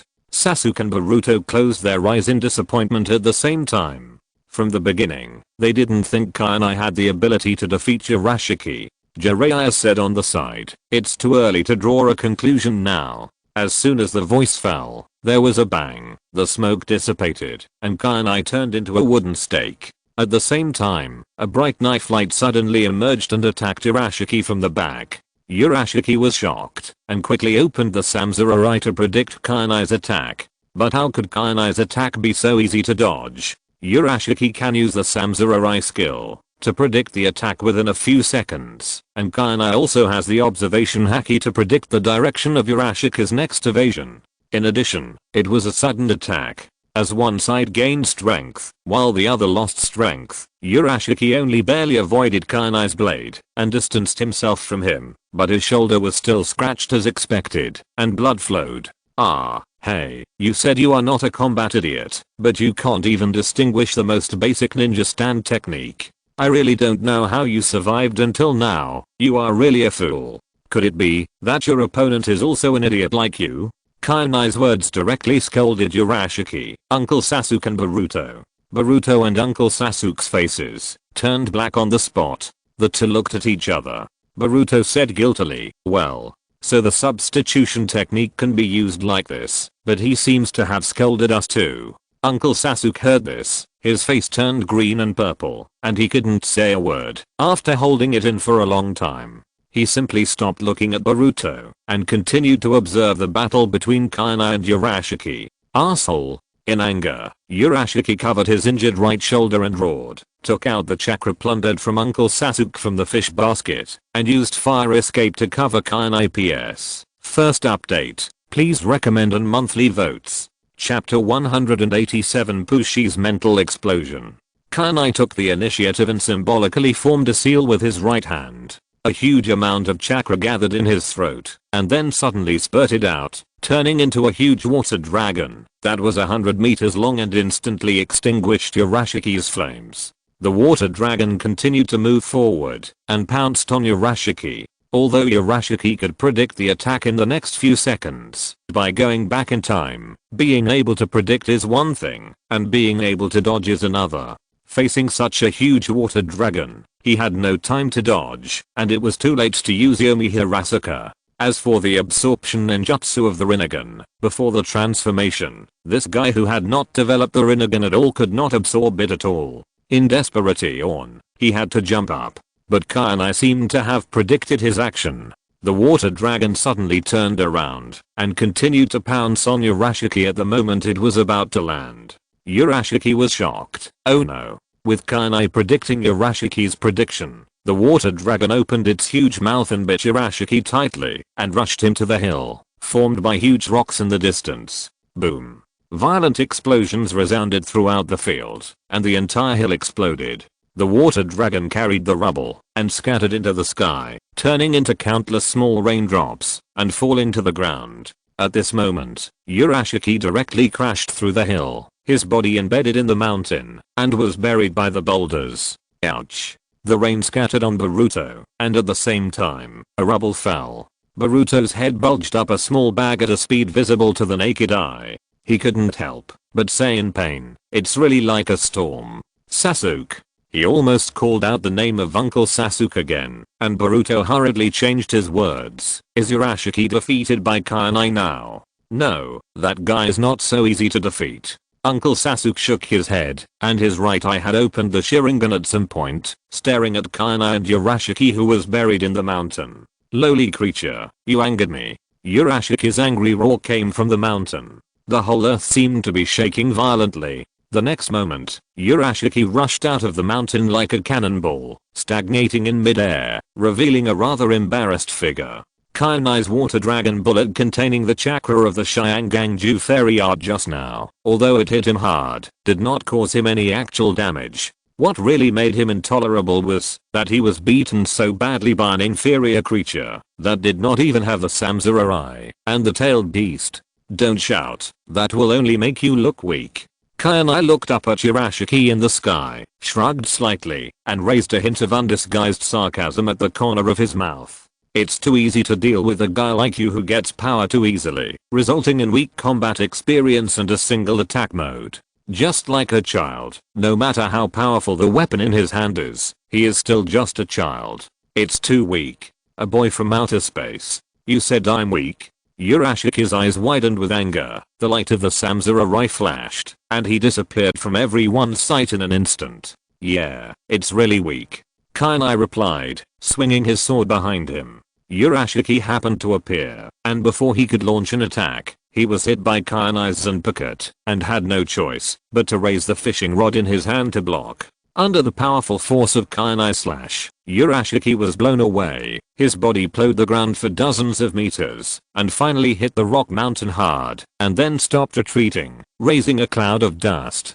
Damn it, damn it, damn it. Urashiki's resentful voice sounded in the dust. He activated his ability to predict the future, and rushed towards Kainai again. You lowly creature dared to hurt my body and dignity again and again. Die. The red fishing rod danced tightly in Urashiki's hand, and kept stabbing at Kainai's body. But Kainai seemed to know his attack, and dodged calmly, occasionally using his Zanpakuto to catch the unavoidable attack, while constantly mocking. Too slow, you are too slow, how can you kill me with this level of attack? Clang clang clang. On the empty flat ground, two figures kept flashing, the red fishing rod and the Zanpakuto kept colliding, and the high intensity friction of the metal caused sparks to burst out continuously. Boruto, Naruto, and even Jiraiya were dazzled by the sight, and only Sasuke, who had opened the eternal manger key, could see clearly. So amazing. Boruto couldn't help but exclaimed. He had only seen this level of battle when his father and Uncle Sasuke in that world joined forces to deal with Toya. Almost in just a few breaths, Kainai and Urashiki had fought countless times. Gradually, Pushi began to be unable to resist and was in danger again and again. He used one of the skills of the samurai, the thousand paper cranes, to dodge and then launch an attack, but Kainai seemed to have eyes all over his body, and no matter where he moved, he would be locked. Finally, under Kainai's whip kick, Pushi vomited blood and flew backwards like a cannonball. At the critical moment, he threw out a fishhook and tied a stone, and then barely stabilized his body. "Asshole, why can't I attack you?" Pushi panted and questioned Kainai.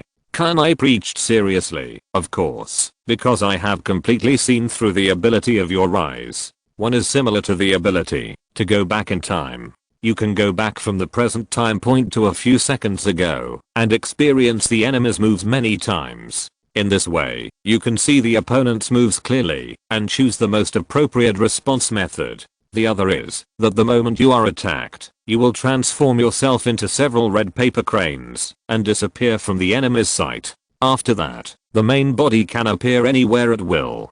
Pretty good abilities.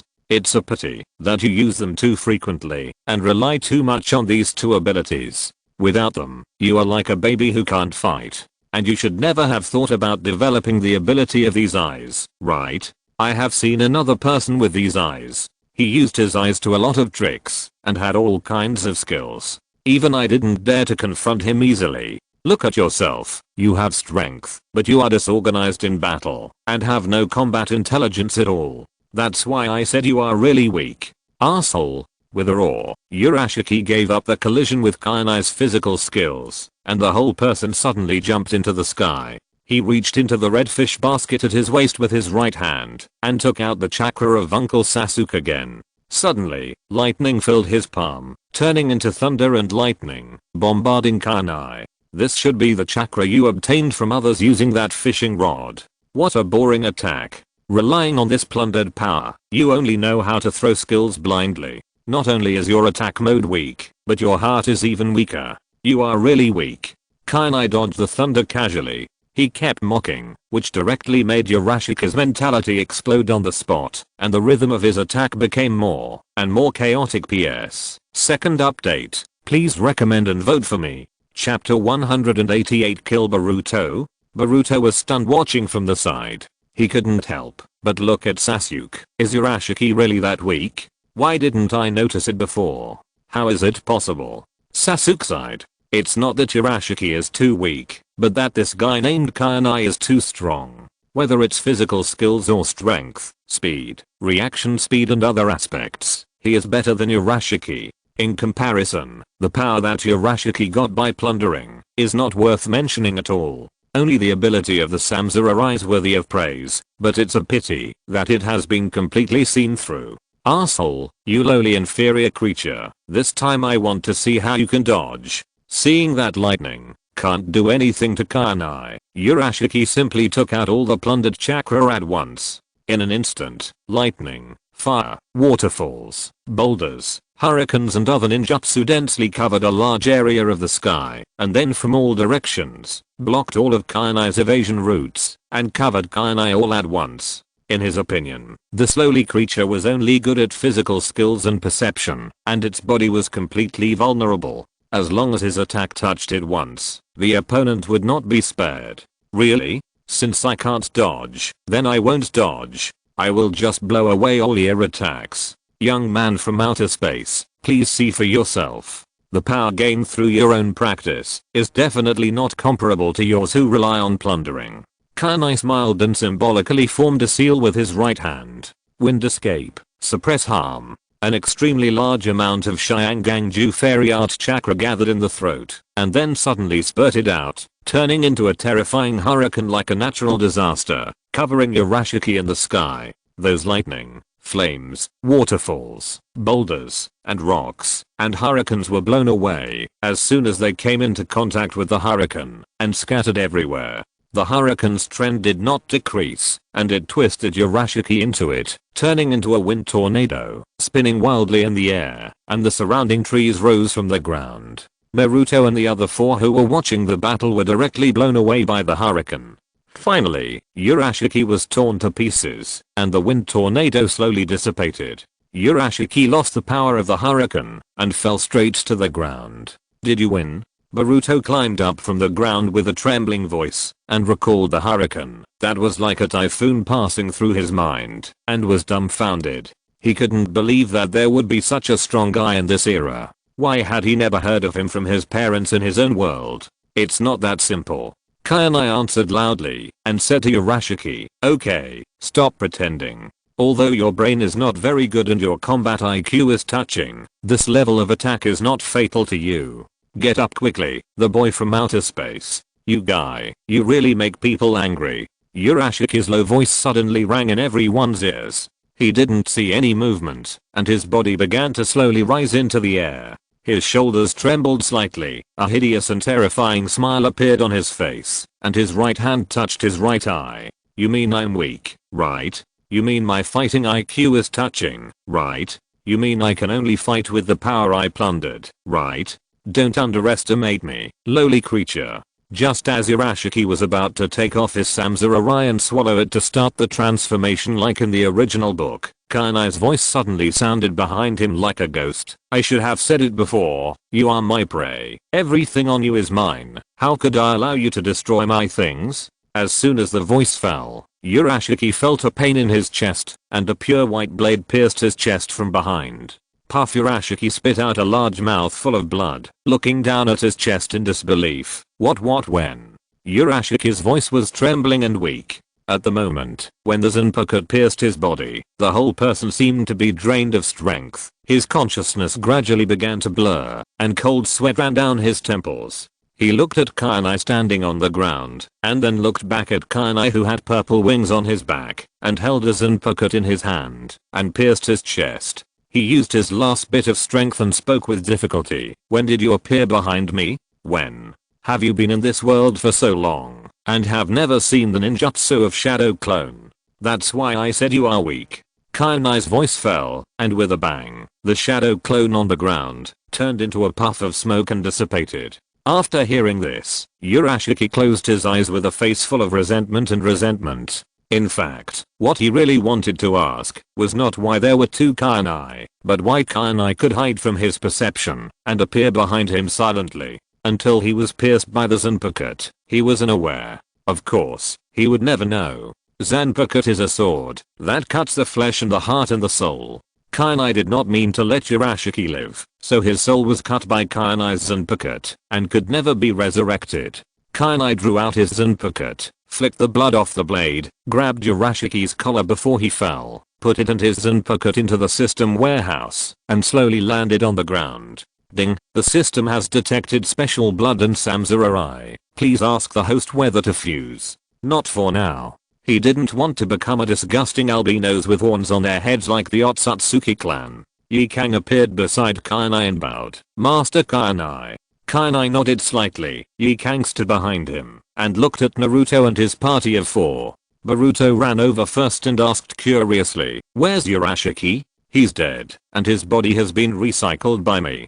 Kainai turned his eyes to Sasuke and asked knowingly, tell me, should I call you the second pillar or the magician? The second pillar. Uncle Sasuke was stunned. He didn't understand what Kainai was saying. But Naruto understood. He looked at Sasuke in disbelief. Are you Sasuke? Kainai added, no, to be precise, you are the future second pillar. I saw you, and that filial son who killed his father and mother in the forest. Jiraiya, I think you recognized him too. Jiraiya nodded slowly, and did not deny. I don't understand what you are talking about. I'm Sasuke, but I'm not the second pillar, and Itachi is not a filial son. Sasuke said angrily. Whatever you say. Kainai looked at Boruto again. Since you are from the future, then the pineapple head next to you should be Naruto's future son, right? I have to say that he is really asking for a beating. At first glance, he is a pitfall. You are a pitfall. Boruto's old face blushed, and he avoided Kainai's eyes with a guilty conscience. Really? Kanai smiled, and just when Sasuke and his 4 companions relaxed their vigilance, Kanai suddenly took out his Zanpakuto and pierced Boruto's chest. PS. This is the 3rd update. Please vote for recommendation and monthly ticket. Chapter 189 Chiya vs Jiraiya and Uncle Sasuke. Puff. Kanai swung his sword through Boruto's chest. The bright pure white blade flashed a dazzling light under the refraction of the sun. Boruto stared at Kanai with his eyes wide open, looking at him in disbelief, then looked down at his chest. His pupils gradually dimmed, blood flowed from the corners of his mouth, and he wanted to ask Kanai why, but he didn't even have the strength to speak. You're kidding. Boruto's eyes were empty, and he was stunned in place, his body trembling slightly. He hadn't reacted to the sudden appearance of a sun, and when he saw this scene, he felt his brain go blank.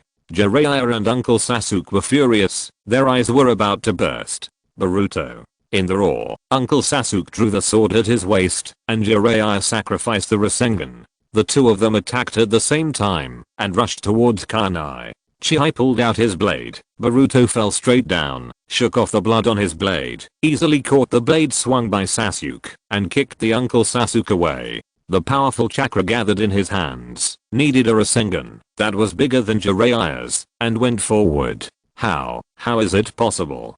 Jiraiya was shocked. He didn't expect Chiya to know Rasengan. The 2 Rasengans touched each other. Jiraiya's Rasengan only lasted less than half a second, and was disintegrated by Chiya's Rasengan. And he flew backwards like a kite with a broken string. His figure flashed, and the powerful flash skill burst out. Before Jiraiya was about to land, Chiya kicked him again, and kicked him away. Master Chiya. Yi Kang wanted to step forward to help, but was stopped by Chiya. You just watch from the side. Yi Kang had no choice but to stand aside and watch the fight. It seems that one of the legendary 3 ninjas is just like this. And Najira, I didn't expect that you are still so weak even in middle age. Were you drained by that Sakura? Are you suffering from kidney deficiency? Kanai deliberately wanted to test the strength of Jiraiya and Uncle Sasuke, and mock them. Uncle Sasuke looked at Kanai, and then looked at Boruto, whose life or death was unknown. In his mind, he recalled Naruto in their time and space. He didn't know how to face him, and his eyes were about to burst. The eternal Mangekyou Sharingan opened, and a line of blood slid from the corners of his eyes. Kanai sensed the color of seeing and hearing, and dodged a group of immortal black flames produced by Amaterasu. Seeing that Amaterasu didn't hit, Uncle Sasuke sighed lightly, spit out a round of dragon fire into the sky, and Kirin was ready to go. And he attached a Chidori to his saber, turned into a thunder sword, and attacked Kanai at a very fast speed. You're so weak, do you still want to use Kirin?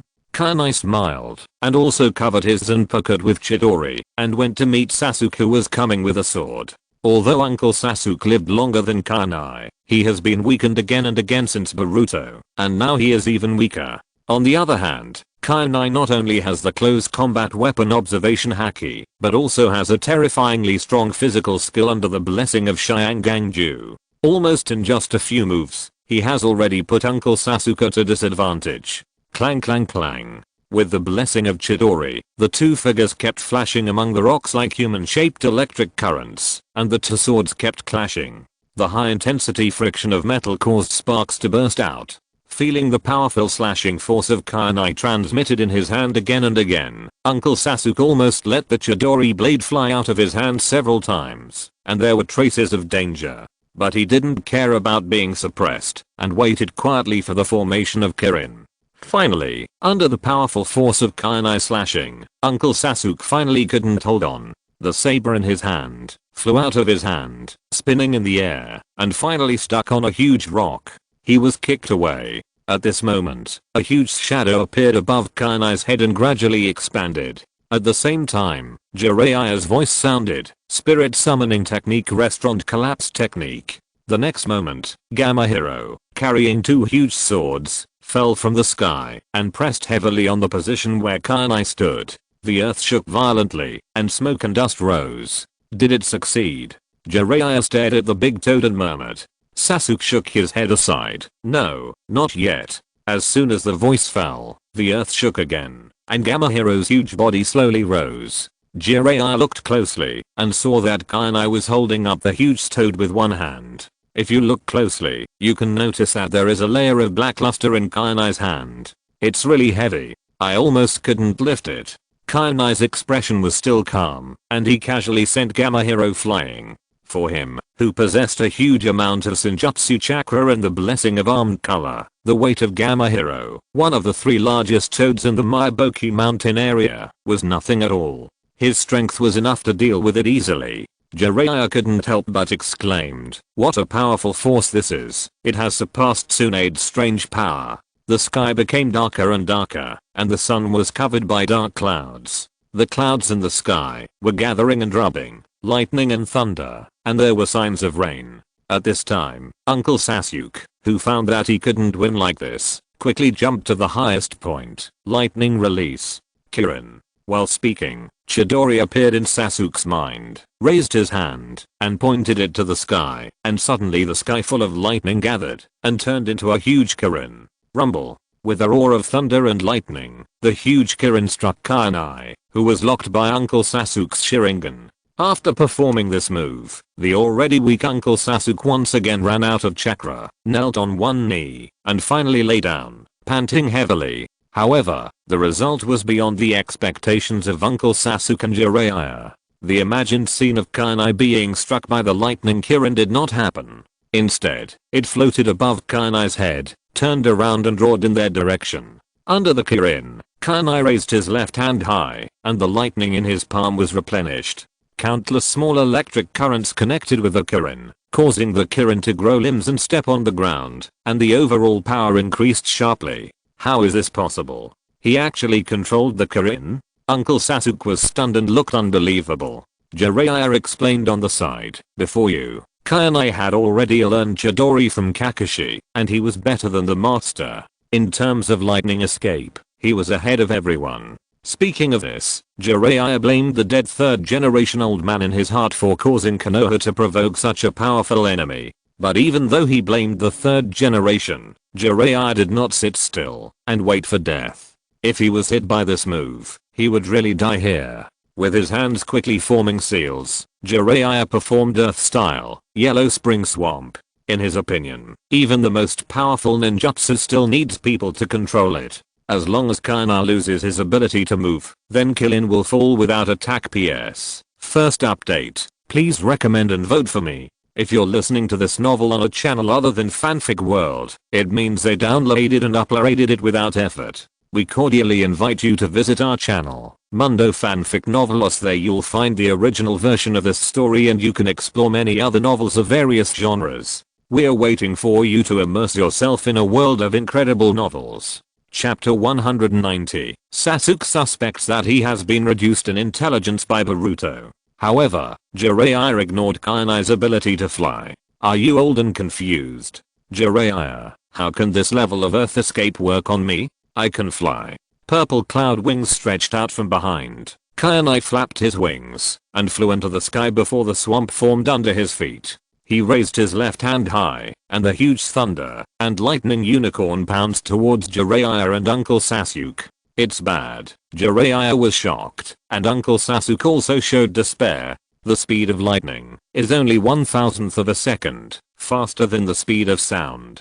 This time they can't avoid it. Just when they thought the unicorn was going to hit, the huge thunder and lightning unicorn crossed over their leader and flew straight to the breakthrough in the distance. The breakthrough exploded, and the earth trembled.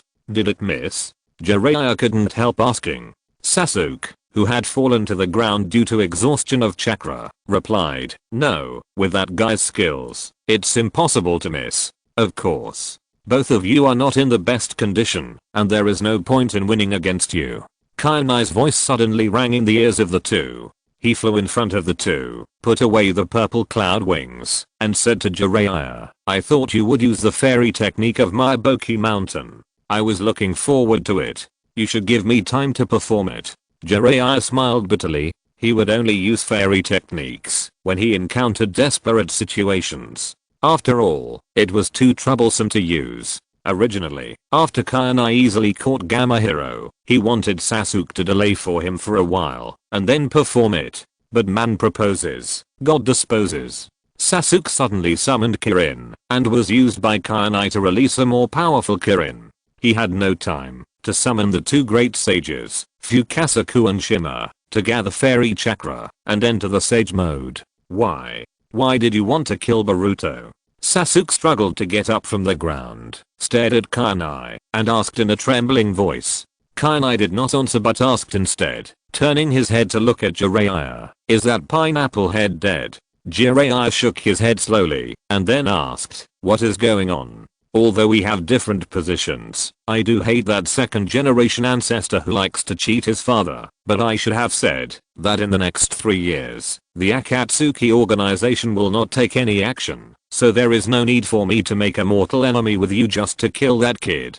Kainai said, turning his eyes to Uncle Sasuke, about the fact that there is another soul in the body of the pineapple head kid. I think you should know. What are you saying? Uncle Sasuke was stunned, and the figure of Towa appeared in his mind. Kainai said, "Yes, I sensed a breath similar to that of the disgusting white guy I killed before in that kid's body. It is constantly eroding Pineapple Head's soul. Although I don't like Pineapple Head, he is still my half-grandson, half-nephew. How could I kill him? I have already killed the soul in his body. Then why did you attack us just now?" Jiraiya asked. "Are you sure I was the first to attack?" Kainai rolled his eyes at him.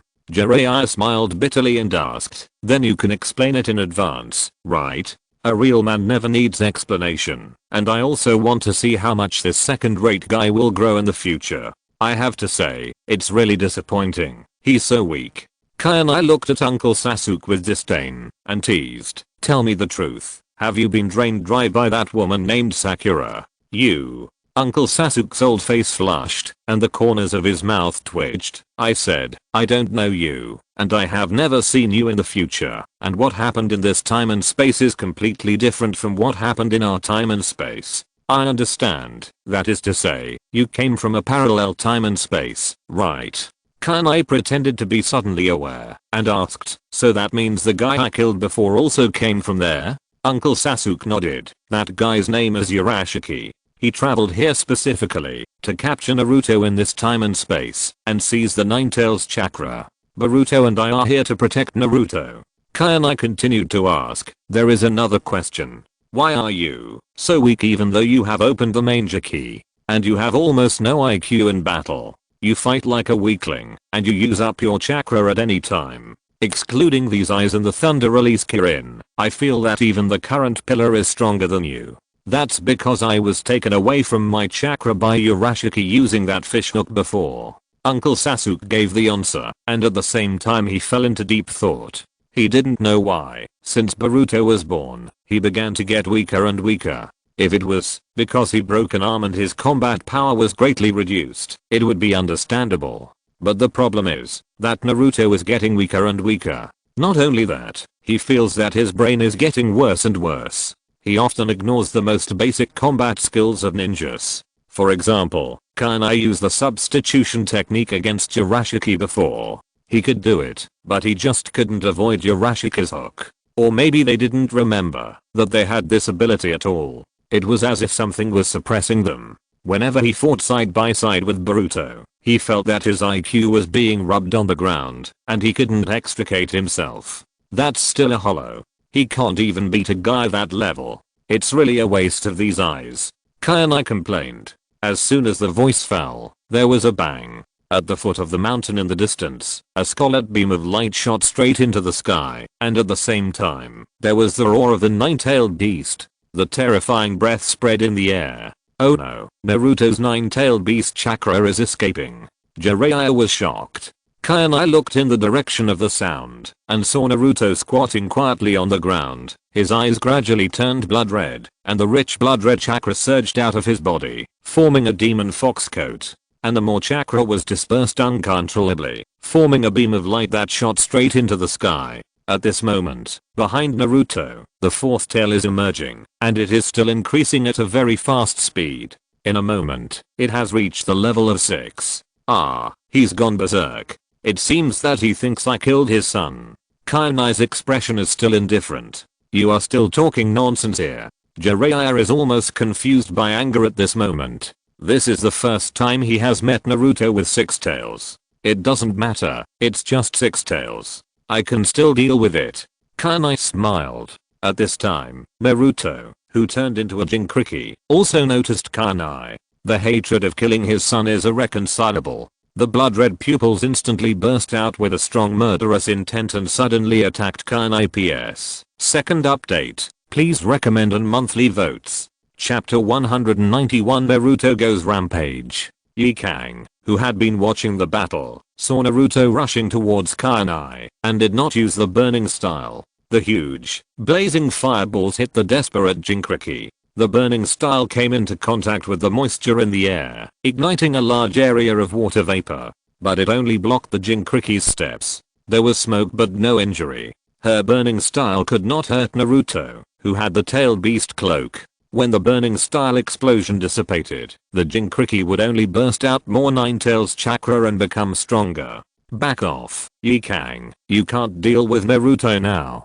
Kanai stopped Yikang. She didn't want to see her wife get hurt. Yes, Lord Kanai. Yikang responded respectfully, threw a few more huge fireballs, and turned to withdraw from the battle circle. Kanai looked at the Jinchuriki who was lying on the ground at the foot of the mountain, and could not move, after being hit by the burning style, but was unharmed, and said to Jiraiya beside him, Jiraiya, I guess you don't want to see Naruto killed by me. What are you going to do? Although he knew that Kanai was unreliable, Jiraiya had no other choice at the moment. I remember you have a sealing talisman that can seal the Nine Tails chakra. I will go and cripple Naruto, who has become a Jinchuriki, and you can take the opportunity to seal him. Kanai said calmly. I'll go too. Uncle Sasuke got up from the ground with difficulty. He was worried about handing Naruto over to this dangerous guy. You? Kanai glanced at Uncle Sasuke with disdain. You'd better take care of your kidneys first. Look at how weak you are. As he said that, Kanai dived towards the Jinchuriki, as if he had changed his shape. At this moment, Jinchuriki had also recovered from the scorch release. He discovered Kanai, and several blood-red foxtails turned into big hands that rushed out from the thick fog and grabbed Kanai who was coming towards him. Kanai split into two shadow clones, and electric currents appeared on the palms of the shadow clones, turning into lightning chains to attack the foxtails. During this period, the giant tail wanted to catch the shadow clones that rushed over, but they were all nimble. The electric currents in Ying Fengshen's palms pulled each other and pulled into lightning chains, just like the lightning that cut off the tail of Jinchuriki in the 4th Ninja World War in the original work by Kakashi, and easily cut off the foxtail. Kanai himself took advantage of this gap and came to the front of Jinchuriki in almost the blink of an eye. The armed color of his right hand gathered and punched directly at the face of Jinchuriki. Faced with such an extremely fast punch, Jinchuriki had no time to dodge. His face was twisted and deformed, and his whole body flew backwards like a cannonball. During the backward flight, a large ball of chakra suddenly rose from the back of the Jinchuriki, turning into the shape of half a demon fox, and opened its claws to tear at Kanai. However, Kanai never wanted to give his opponent a chance to breathe when he started fighting. He adhered to the fighting style of taking advantage of your weakness to kill you. At the moment, when he was punched away, the chakra in his right hand quickly gathered and turned into a huge spiral shuriken. At the moment, when the demon fox's claws tore at him, he threw the spiral shuriken out. The sharp claws, made of chakra, collided with the spiral shuriken and were almost instantly crushed by the spiral shuriken. The spiral shuriken continued to move forward and directly hit the Jinchuriki's body containing the demon fox's coat. The next moment, a loud explosion resounded throughout the field. It set off an explosion that was even bigger than the previous thunder release Kirin. The air was pushed away by the huge force, forming a milky white air wave, which quickly rotated and spread around with the explosion as the center. The trees as thick as a man were torn apart by this terrifying force, turning into flying fragments, and then completely turned into ashes under the impact of the subsequent power. How is this possible? Not only Chidori, but even Rasengan has been developed to such a powerful level.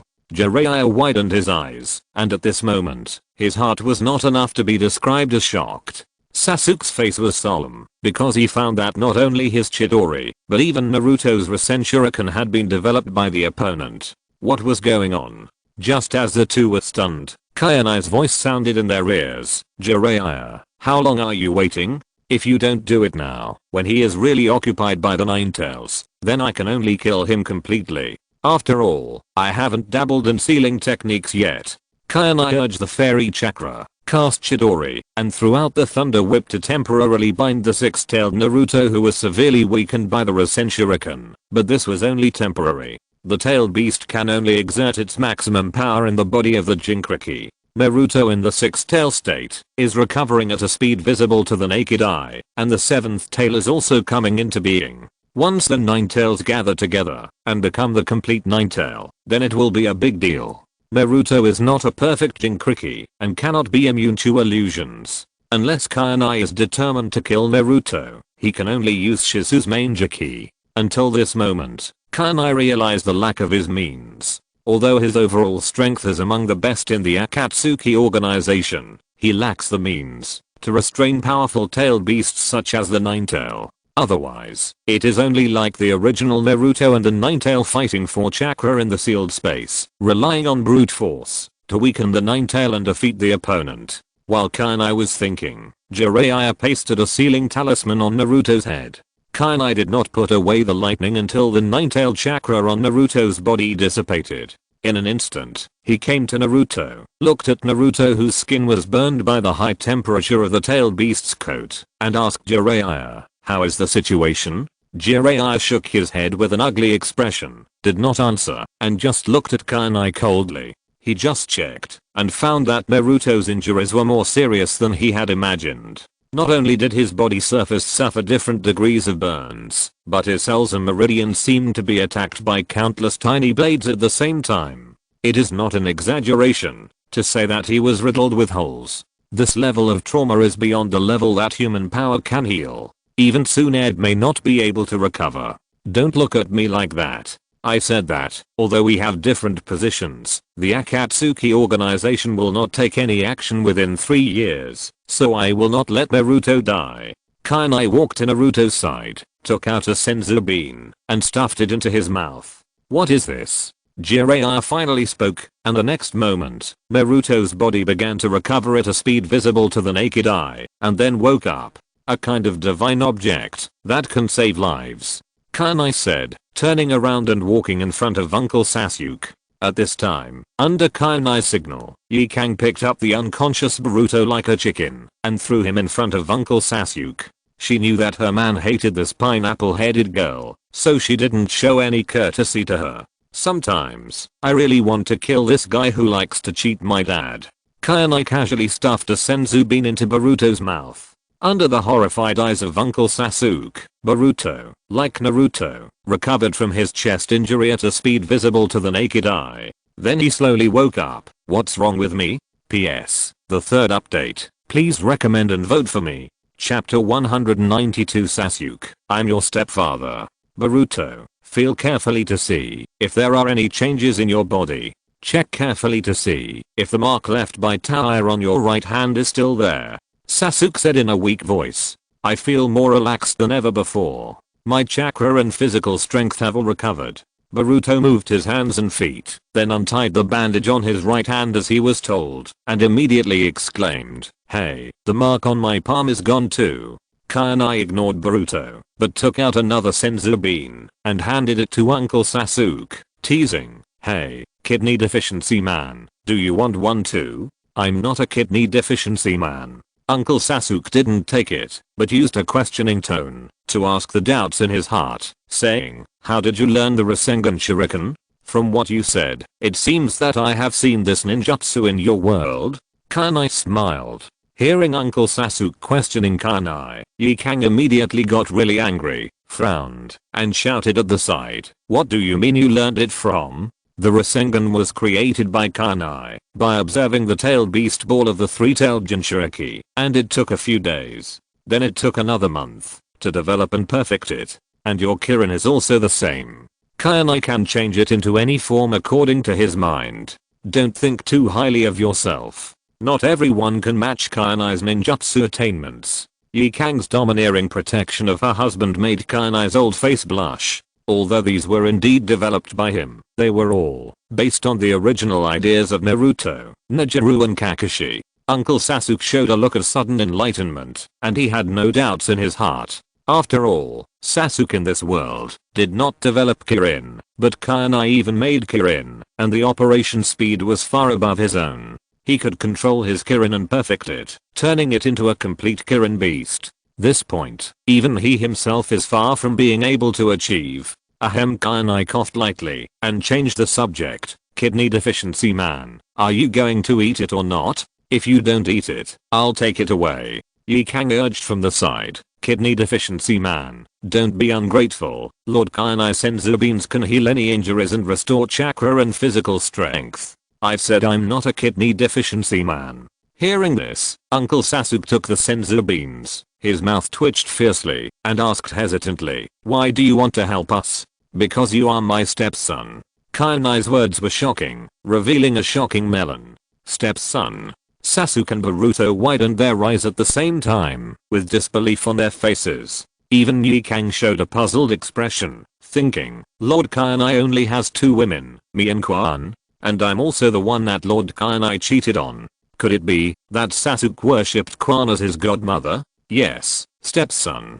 Kainai nodded and took out a family photo of him, Izumi, Mrs. Mikoto, and Chika's family of 4 from his arms. He smiled and fooled Uncle Sasuke, because it is a parallel time and space. I don't know what happened in your world, but in this time and space, Izumi and I met on the night of the nine-tailed fox. On the night of the Uchiha clan extermination, the 3rd Hokage and Danzo ordered me and Eita Kako, that is, your brother, to kill all the Uchiha clan. The condition given to us was to save Izumi's life and your life. Then they secretly ordered Uchiha Itachi to get rid of me after the clan was exterminated, because they didn't intend to let Izumi go at all. Since you are a person who came from the future of a parallel time and space, you must know what kind of people the 3rd Hokage and Danzo are. So I was more careful, and pretended to be friendly with the Konoha high-level officials. When your brother found the masked man, and wanted to join forces, to destroy the Uchiha clan, I also found him secretly. I made a deal with the masked man. He provided a place for me and Izumi to settle down, and I joined his organization and worked for Akatsuki. Of course, since I joined Akatsuki, I had to have a token of allegiance. Your brother's token of allegiance was to the Uchiha clan, so I chose a token of allegiance for myself as well, and set my sights on the Sarutobi clan, the termites of Konoha, and Danzo Shimura clan. On the night of the genocide, while your brother was exterminating the Uchiha clan, I took Izumi out in advance, used a special clone, and deceived your brother. Then, while all the Konoha high-level officials were focusing their attention on the Uchiha clan, I took action to exterminate the Sarutobi clan and the Shimura clan. When I rushed to the Uchiha clan again, your father and mother were already there waiting for your brother to kill them. Your father also opened the main Gekio, and seemed to have some ability to predict the future. He seemed to see the future of Uchiha in me, so he entrusted your mother to me, and wrote a letter of divorce. As a result, everything turned out to be as he expected. Your mother and I fell in love and gave birth to Chika. At this point, Kainai showed a wicked smile on his face. As if showing off, he pointed at Mikoto and Chika in the family photo. Look, this is your mother in this world, Mrs. Mikoto, and your half-sister Chika. Looking at the happy expression of his mother in the family photo and the joyful face of the strange sister who suddenly appeared, Uncle Sasuke didn't know whether to be happy or cry. His mother, after his father died, actually married a young man of the same age as his brother, and gave birth to a sister. And judging from the age of this sister, it seems that she became pregnant not long after his father died. There is really nothing more ridiculous than this. Does Itachi know about this? Uncle Sasuke tightened the senzu beans in his hand and closed his eyes in pain. How could that disobedient and unfilial son know that? If the poor fellow who was completely brainwashed by Danzo and the 3rd generation knew that your mother was still alive, he would think about killing her every day. Kainai said with disdain. He has his own reasons. Uncle Sasuke sighed. Kainai looked down on me. What kind of hardship could there be? For the village? For you? Then you wield the butcher knife, kill your father and mother, and kill the Uchiha clan that raised you? How can a person who doesn't even love his family love his country?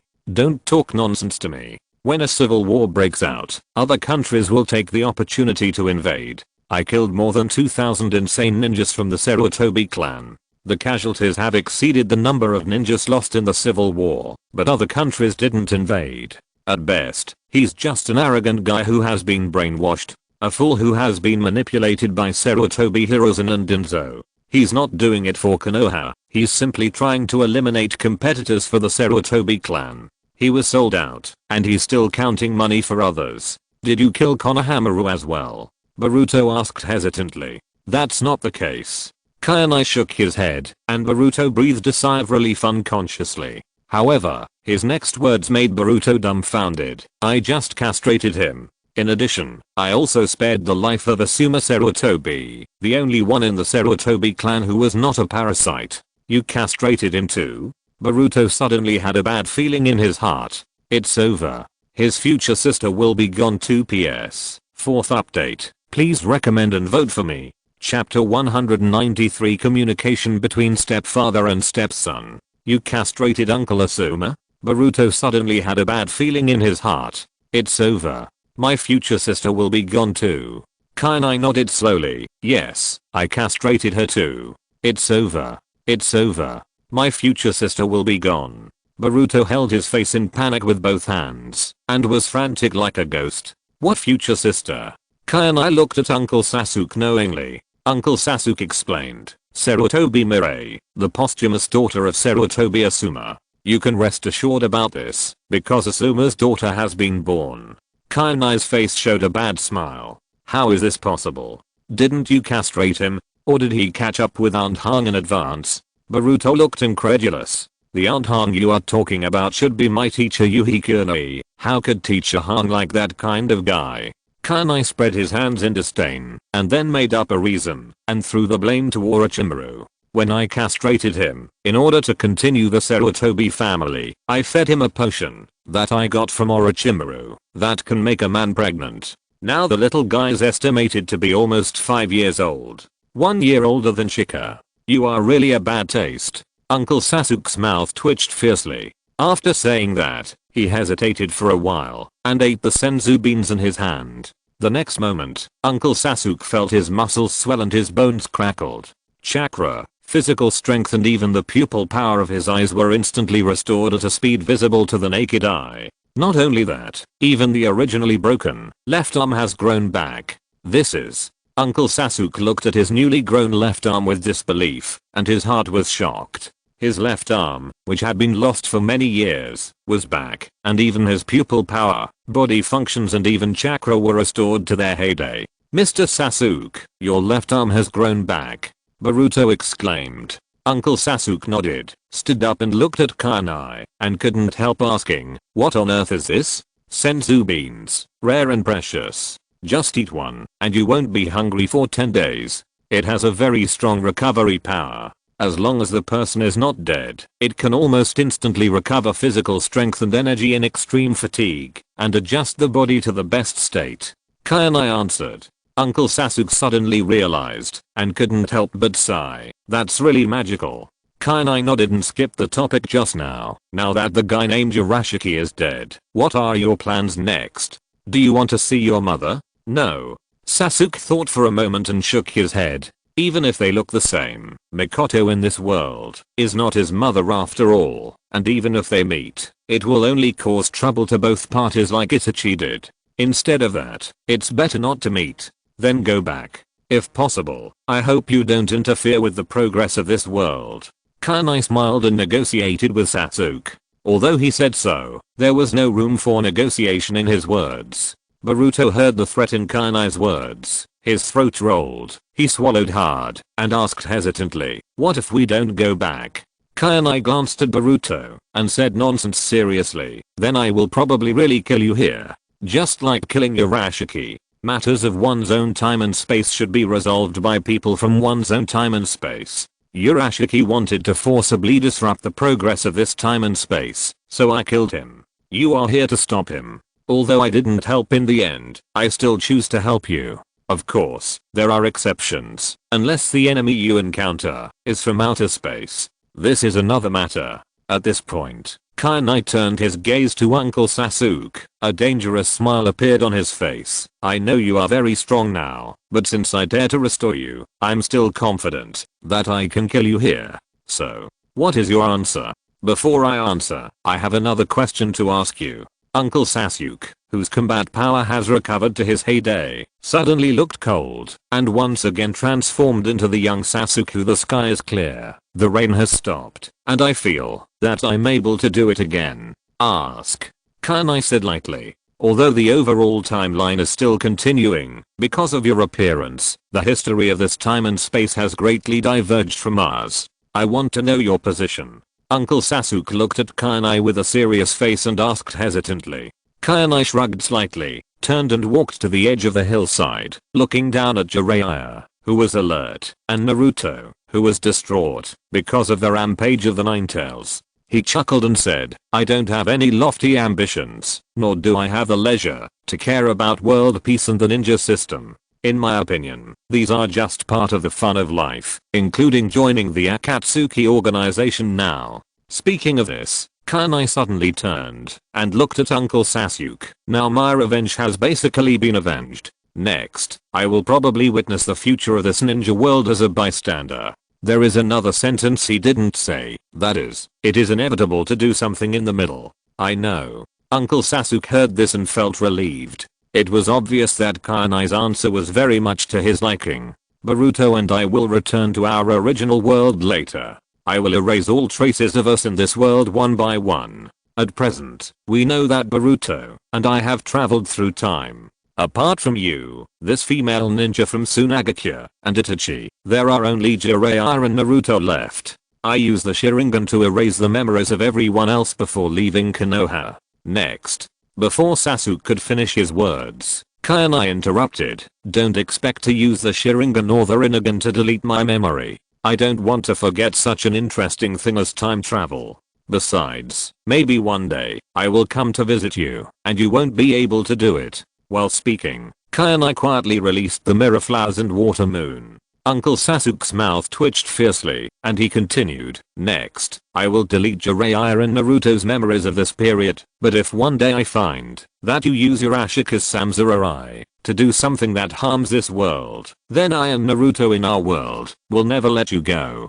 You are still as arrogant as ever. If you can do it. Kainai shrugged nonchalantly. Just as Uncle Sasuke turned around and was about to leave, Kainai's smile faded, and he suddenly asked, before you leave, don't you plan to call me stepfather? Bang! Uncle Sasuke stumbled and almost fell to the ground. PS. First update, please recommend and vote for me. Chapter 194, teach Boruto a lesson and return to Akatsuki. Get lost. Uncle Sasuke's face turned blue and purple, and he was about to rush towards Jiraiya and the others, when Kainai's voice rang in his ear again. Wait a moment. Anything else? Uncle Sasuke asked impatiently. He found that he seemed to hate this guy who had soaked his mother more and more.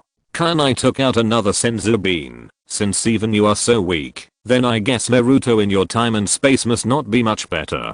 Give it to him to recover. At this point, Kainai was worried that Naruto over there would have a virgin attack, so he left the senzu bean and gave it to his so-called companion, adding, after giving it to him, make sure he takes it in front of you. This senzu bean is very special. I got it from the place where I practiced fairy arts. If it is away from my chakra for too long, it will dissipate. I know.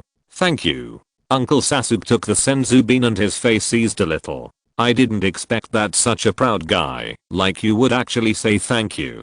Kainai smiled and continued, in addition, after my observation, you seem to be a little too dependent on your eyes, which makes you lazy, and even lazy to the point of forgetting the most basic skills of a ninja. This is why you have been defeated again and again when facing the likes of Urashiki. Tell me honestly, have you not practiced much since you got these eyes? Uncle Sasuke blushed. Because of some things, I need to go out to investigate frequently, so I don't have much time. No wonder you are like this. I guess Naruto over there is not much better. Kainai sighed helplessly and turned his eyes to Boruto. One last thing. Pineapple head me? Boruto pointed at himself with a question mark on his face. Yes, it's you. Kainai nodded and smiled and gave him a chestnut. Ah, Boruto cried out in pain, and a big bump suddenly appeared on his head at a speed visible to the naked eye. He was in so much pain that tears were about to fall out. He covered his head and asked in pain, "What are you doing?" Kainai smiled and said, "Nothing, just to teach you a lesson. Let's see if you dare to cheat your father again in the future." This is also some of the changes he can make. After all, in the previous life, I watched a few episodes of Boruto, and the kind of frustration that was forcibly weakened by Naruto and Sasuke in order to highlight the protagonist Boruto was really disgusting. It was simply ruining youth. Cheating your father? Boruto was stunned and couldn't help asking, "How do you know I cheated my father?" Observation. Kainai said 2 words lightly, "Not only did you cheat your father, you also cheated my stepson. I guess his chakra was taken away before. It must be because of you, who was obviously weak, but took the initiative to provoke Urashiki, and then he was taken away from his chakra in order to protect you." As he spoke, Kainai gave Boruto a slap again. But this time, the guy didn't cry out again. Instead, he gave full play to the setting of the protagonist's growth after something happened, and looked at Uncle Sasuke with a guilty look. Uncle Sasuke turned his head away in a very arrogant manner, and comforted him with poor words. Kainai didn't want to listen to their sentimental words here, and spread his lavender wings. "Yikang, we have been delayed for so long, we should go." "Yes, Lord Kainai." Yikang was delighted, walked to Kainai, and was picked up by him in the form of a princess hug.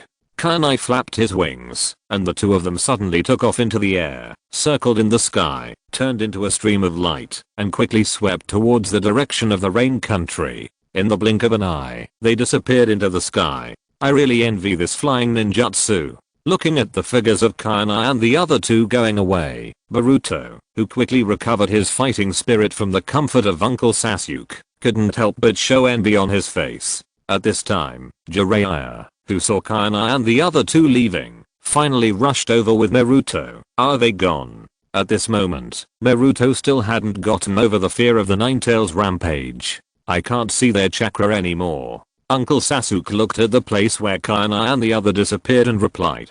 Hearing this, Jiraiya was relieved. Now he finally knew why a ninja of Orochimaru's level was repeatedly defeated by Kainai. Even the guy named Urashiki, who had the Samzara, died in Kainai's hands. How could Orochimaru be invincible? It seems that he needs to speed up the pace of teaching Naruto how to control the Ninetales chakra. Just as Jiraiya was thinking, the voice of Uncle Sasuke sounded again. "I will return to our time and space with Boruto later. Naruto, if you have anything to say to Boruto, just say it quickly. In order not to affect the progress of this world, I will use the Sharingan to delete your and Jiraiya's memories next." Hearing this, Naruto forced a smile on his face, looked at Boruto, and asked with some tears in his eyes, "Are you really my future son?" "Yes, Dad."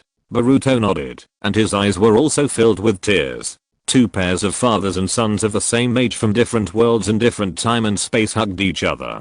Jiraiya, who was standing aside, watched Naruto and Boruto, two kids of the same age, calling each other father and son, and felt goosebumps all over his body. In order to divert his attention, he looked at the left arm that suddenly appeared on Uncle Sasuke's body, and asked hesitantly, "Your hand?" Like Naruto, Boruto and I have eaten the senzu beans of that guy Fujiwara Chiya, and now our bodies have fully recovered. Sasuke replied. Uncle Sasuke couldn't help but go crazy when he thought of Chiya. Although that guy saved his mother in this world, but he seduced her, gave birth to a daughter, and shamelessly let him, a 30-something young man, call him stepfather. Damn, it's not that disgusting. That's really magical.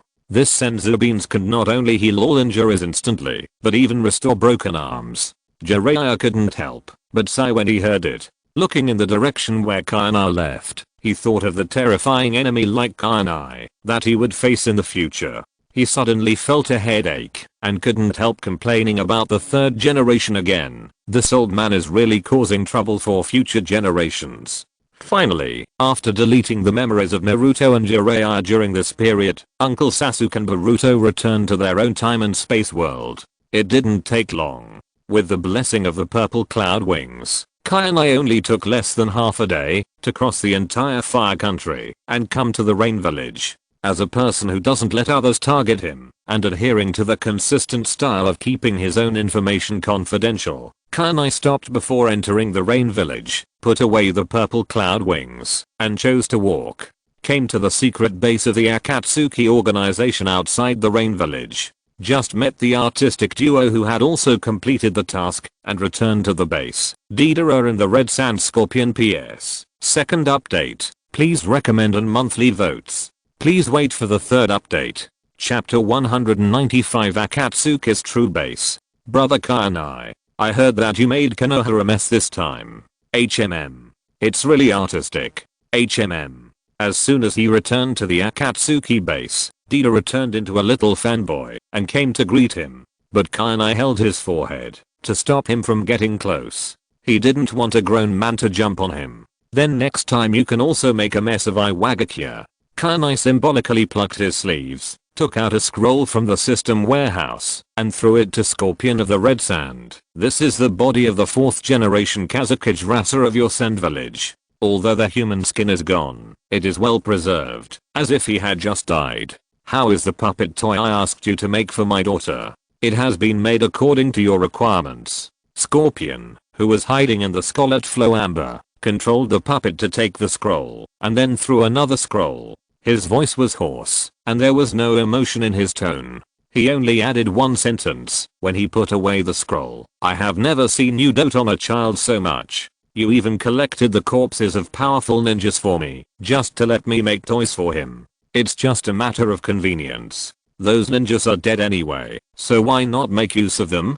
Kainai, who knew about Scorpion's childhood, heard a hint of envy from his words. He smiled slightly, opened the scroll, and started playing with it. The toy Kainai commissioned Scorpion to make was none other than Bumblebee from the Transformers movie he watched in his previous life on Blue Star. And it can also be transformed by chakra lines. Whether it is color, shape, or even size, it can be called a perfect restoration. 2 months ago, before going to the water country to complete the mission, Kainai commissioned Scorpion to start making it. This was a waste of Scorpion's thoughts, because Kainai only left a rough sketch of Bumblebee before and after transformation, based on his previous life's memory. The complicated transformations alone almost made Scorpion rack his brains. Scorpion didn't know how Kainai came up with all this, but he was also enjoying it.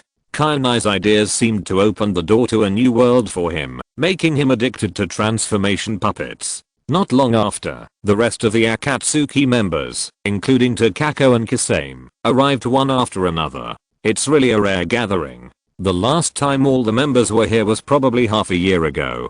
Kainai's eyes swept over the Akatsuki members and finally fell on Pin. Chief, is there anything you want to tell me?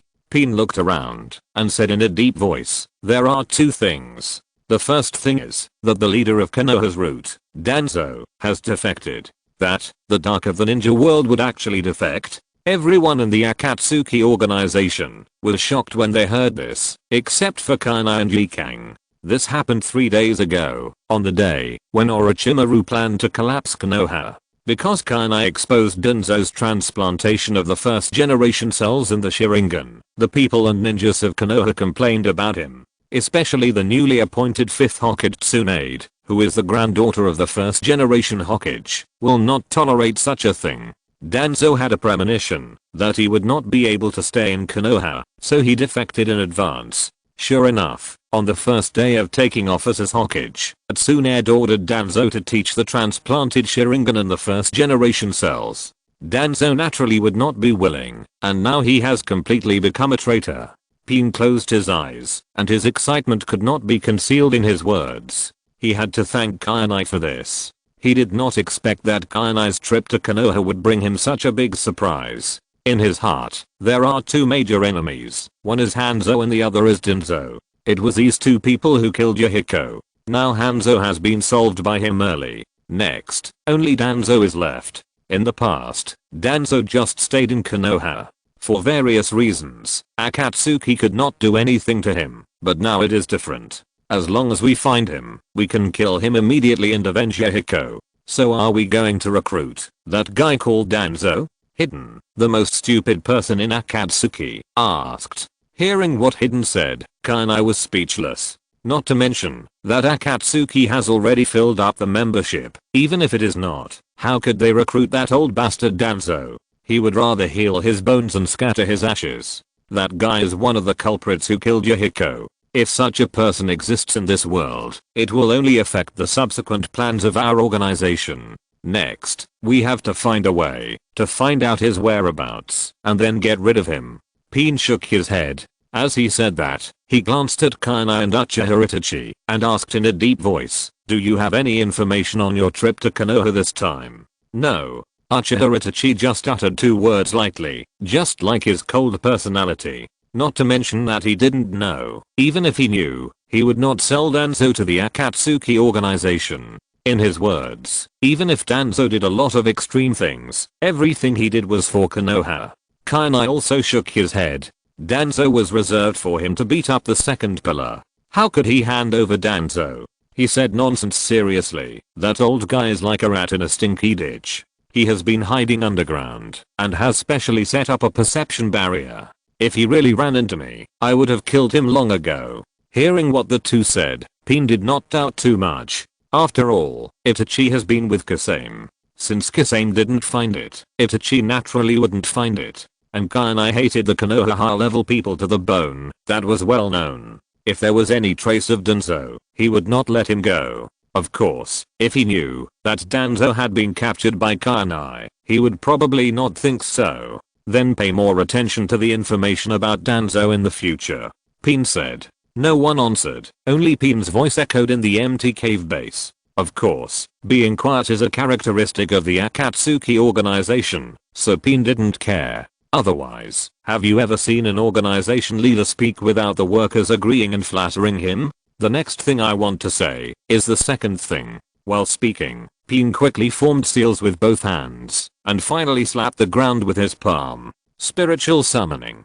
Outer path golem. The ground of the cave began to tremble violently. A particularly huge humanoid golem like Ultraman slowly rose from the ground. The 9 eyes on the top of the golem's head were closed, and there was something like a seal scroll in its mouth. The color and body were like dead wood. There were 10 columnar objects protruding from its back, revealing only the upper body and hands. The most eye-catching thing was its strange posture. As if praying for something, the 10 fingers were spread out, and everyone stood on them just right. Even the members of Akatsuki who were arrogant and pretentious could not help but be shocked after seeing it. This is what you see now is the real base of Akatsuki, and it is also the container where we will seal the tailed beasts next. The outer path demon statue.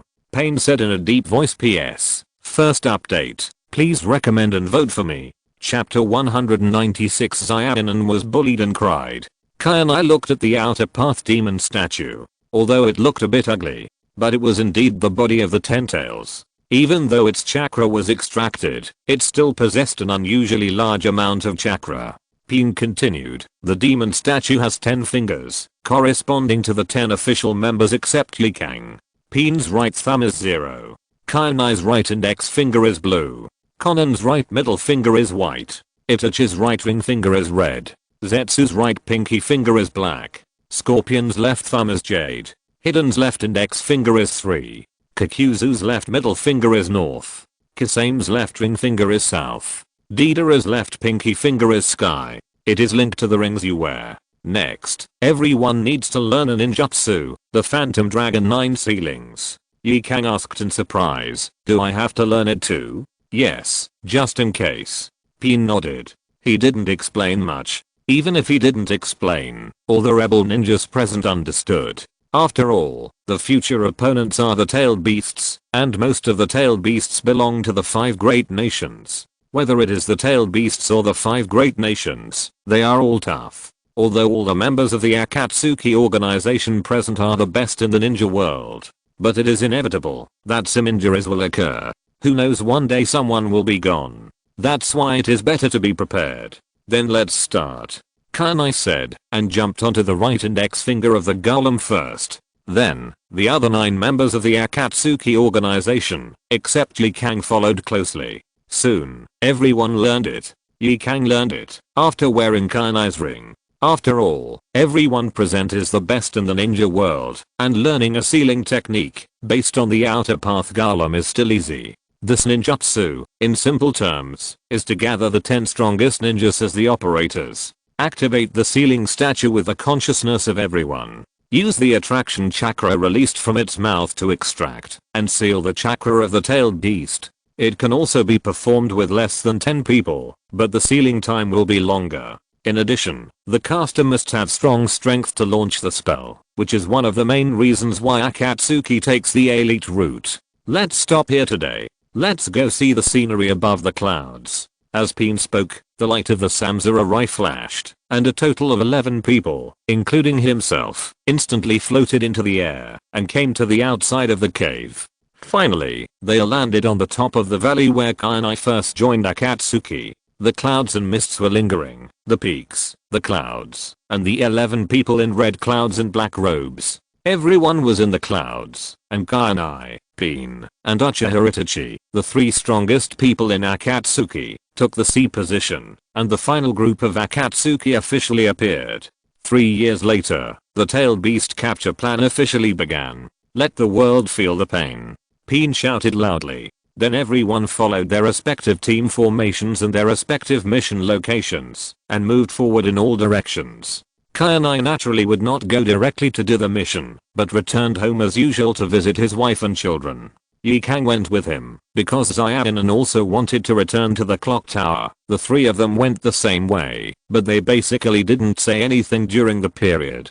Because only he, Xiaonan and Kainai's family could enter the clock tower where Peen was. After entering the rain village, Yikang returned to her own residence alone, and separated from Kainai and Xiaonan. The 2 climbed up the stairs to the clock tower, and when there was no one around, Xiaonan finally spoke. Thank you for the matter about Denzo. Since your wife got pregnant with Chika, I thought you were going to never talk to me again for the rest of your life. Kainai showed a gentle smile on his face. Xiaonan narrowed her eyes slightly, and she frowned and looked at Kainai with a calm expression. You are too frivolous in normal times. You already have Izumi, but you still have your eyes on Mikoto. I really don't know how many women you plan to provoke. Kainai smiled faintly, and in Xiaonan's astonished eyes, he hugged her slender waist and held her in his arms. Xiaonan was shocked and pushed Kainai's shoulder hard, saying coquettishly, "Asshole, what are you doing?" Kainai did not mean to let go, and said with a smile, "If you are willing to marry me, I promise that from now on, I will not mess with new women." The women who have confirmed their relationship with him are Izumi, Mrs. Mikoto, Tsunade, Teacher Hong, and Yikang. Although the Mizukage has not been completely conquered, the rice has been cooked, and little Hinata is destined to not escape. It's just that she is too young and needs to be raised. It won't be too late to eat her in Shippuden. It can be said that so far, almost all the popular beauties in Naruto have been added to his harem. If he takes Xiaonan in, it is not impossible for him to consider not looking for new women. At this moment, the system prompt sounded in Kainai's mind. Ding. Congratulations to the host for starting the system options. 1. Kiss Xiaonan and reward the cultivation method of senzu beans. 2. Force the crossbow, punish him with the stairwell, and reward the Uzumaki clan's complete set of sealing techniques. 3. Stay calm in the face of a beautiful woman, Eliuzahu. Reward god level cooking skills. Options can be stacked, please choose. It turns out to be the sealing technique I lack the most. How can you test carders like this? Which carder can't stand such a test? Kainai pursed his lips, and just as he was about to choose, Xiaonan's voice rang out again in his arms. Let me go quickly, or I'll scream. Xiaonan blushed and struggled violently, but found that Kainai was incredibly powerful. He wanted to perform the paper dance and turn his body into countless pieces of paper to break free, but Kainai grabbed his jade hand again and couldn't move. Hearing this, Kainai recalled a classic line from Mr. Zhu Jinjiang in Stephen Chow's movie on Blue Star in his previous life. A sly smile appeared on the corner of his mouth, and he repeated it subconsciously. You shout, even if you shout your throat out, no one will come to save you. Seeing Kainai's beastly expression, Xiaonan began to be a little scared. She knew that Mikoto was half-heartedly in Kainai's bed. This guy was not like Jiraiya who only knew how to peep. He really went to bed when he had something to do. In desperation, Zayanan had to threaten, "Kainai, if you dare to do that to me, Peen will not let you go. Then let him come to me afterwards. At worst, I will marry you." Kainai ignored Zayanan's threat, opened his mouth, lowered his head and slowly leaned towards Zayanan. Just when he was about to succeed, Zayanan closed his eyes in despair, and 2 lines of tears slid down from the corners of his eyes. Kainai suddenly lost interest and stopped what he was doing, just quietly looking at Zayanan's beautiful face. What he hated most was a woman crying. The imagined kiss did not come, and tears were still flowing on Zayanan's face. She slowly opened her eyes, and what came into view was Kainai's naughty smile. PS. Second update. Please recommend and vote for me. If you're listening to this novel on a channel other than Fanfic World, it means they downloaded and uploaded it without effort. We cordially invite you to visit our channel, Mundo Fanfic Novelos. There you'll find the original version of this story and you can explore many other novels of various genres. We're waiting for you to immerse yourself in a world of incredible novels. Chapter 197 Going Home. Goodbye to Mrs. Mikoto Chikazumi. Kainai smiled and said, "Do you dislike me so much?" Zayanan asked with red eyes. "What's wrong with you?" She wanted to know why Kainai suddenly stopped. Ding, congratulations to the host for obtaining god level cooking skills. Who told me that I'm soft hearted? I can't stand seeing women cry. Especially the woman I like. Listening to the system prompt in his mind, Kainai gently loosened Zayanan's willow waist, reached out and pretended to rummage in the white Zao robe, took out an exquisite small gift box from the system warehouse, and smiled. "This is for you, just as an apology to you. Anyway, Zayanan will eventually become his woman like Mizukage-sama, so it doesn't hurt to give it to him in advance." Zayanan was stunned, wiped her tears, and her face returned to its usual coldness. She said indifferently, "What is this?" "Something that every woman can't refuse. Open it and take a look." Kainai smiled. Hearing Kainai's words, Zayanan opened the small gift box doubtfully, revealing a golden pure gold ring inside. Zayanan's face darkened, and she looked at Kainai for a moment. Her face became colder, and she raised her hand to throw the gift box back. She had seen this thing before, and Mikoto wore one on her left ring finger. "Don't rush to refuse."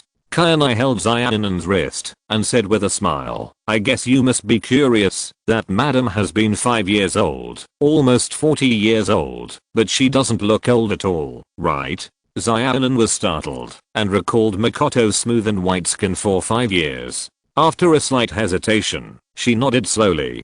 Kainai concealed the true function of pure gold. This is not an ordinary ring, but a ring that can keep people young. Although the body functions will not change, it will keep the appearance of the person at the moment of wearing it. In other words, as long as you wear it, you can always maintain this beautiful appearance. At this point, Kainai took out the ring from the brocade box, looked at Zayanan's beautiful face with deep meaning, because of the tears just now, and made up a story. "There are 5 such rings in total. 1 is for myself and 1 is for my wife. 2 are for Kwan and Kai and her. I will give them to them after they reach their 20th birthday and stop growing. As for this last one, if you don't want it, I will give it to Yikang tomorrow." Kainai put the ring back into the brocade box and was about to put it away. Zayanan hurriedly snatched it away. "It's not that easy. You just offended me, and this is compensation at that time. If you dare to do it again next time, I will never let you off easily.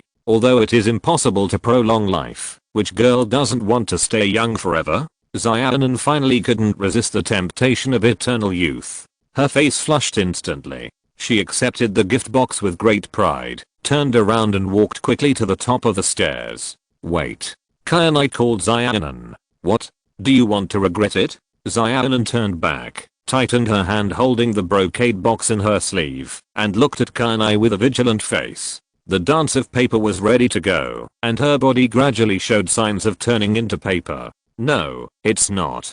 Kainai shook his head and spread his right hand. Unknowingly, the pure gold ring was already in his hand. When Zayanan was startled and hurriedly opened the brocade box, but found that the box was empty. Of course, from the beginning.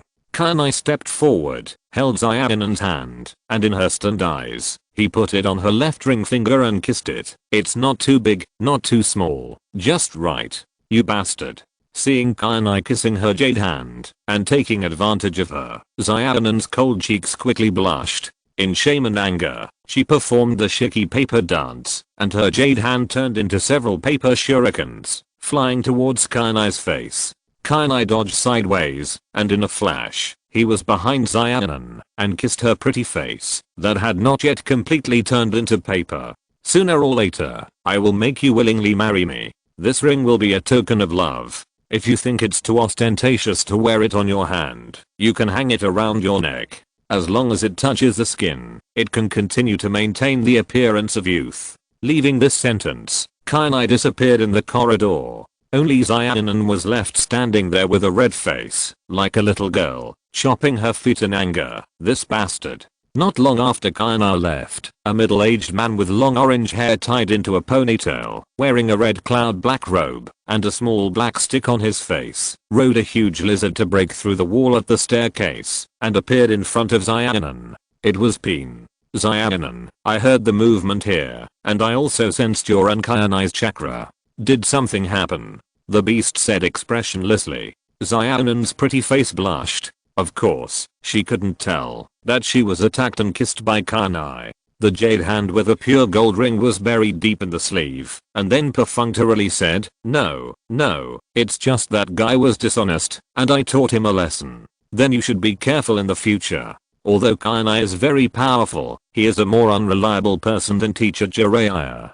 Don't be alone with him next time. Hearing this, the beast Peen did not doubt him. He had known about Kainai's nature as a pervert for a long time. But at the same time, he didn't believe that Kainai would dare to do anything to Zayanan under his nose. At most, he would just talk nonsense. After all, his samurai was not a vegetarian. After the beast Peen left, Zayanan breathed a sigh of relief. Thinking back to the scene of Kainai kissing her, her pretty face couldn't help but blush. She secretly swore in her heart that she would teach that pervert a lesson next time. On the other side, Kainai had returned to the door of his home, in the state of observation. After listening to the conversation between Zayanan and Peen, the corners of his mouth couldn't help but raise a slight arc, and he murmured, "Come out." As soon as the voice fell, two shadow clones rushed out from the dark. These were the shadow clones he specially arranged to guard in the dark. Each shadow clone had a small barrier around it that could hide its breath.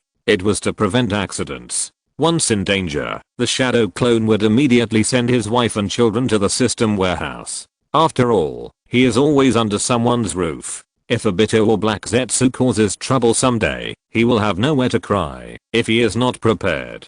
With a bang, the shadow clone was dissolved and turned into smoke and dissipated. After accepting the shadow clone's memory and realizing that there was nothing unusual, Kainai pushed open the door with a smile.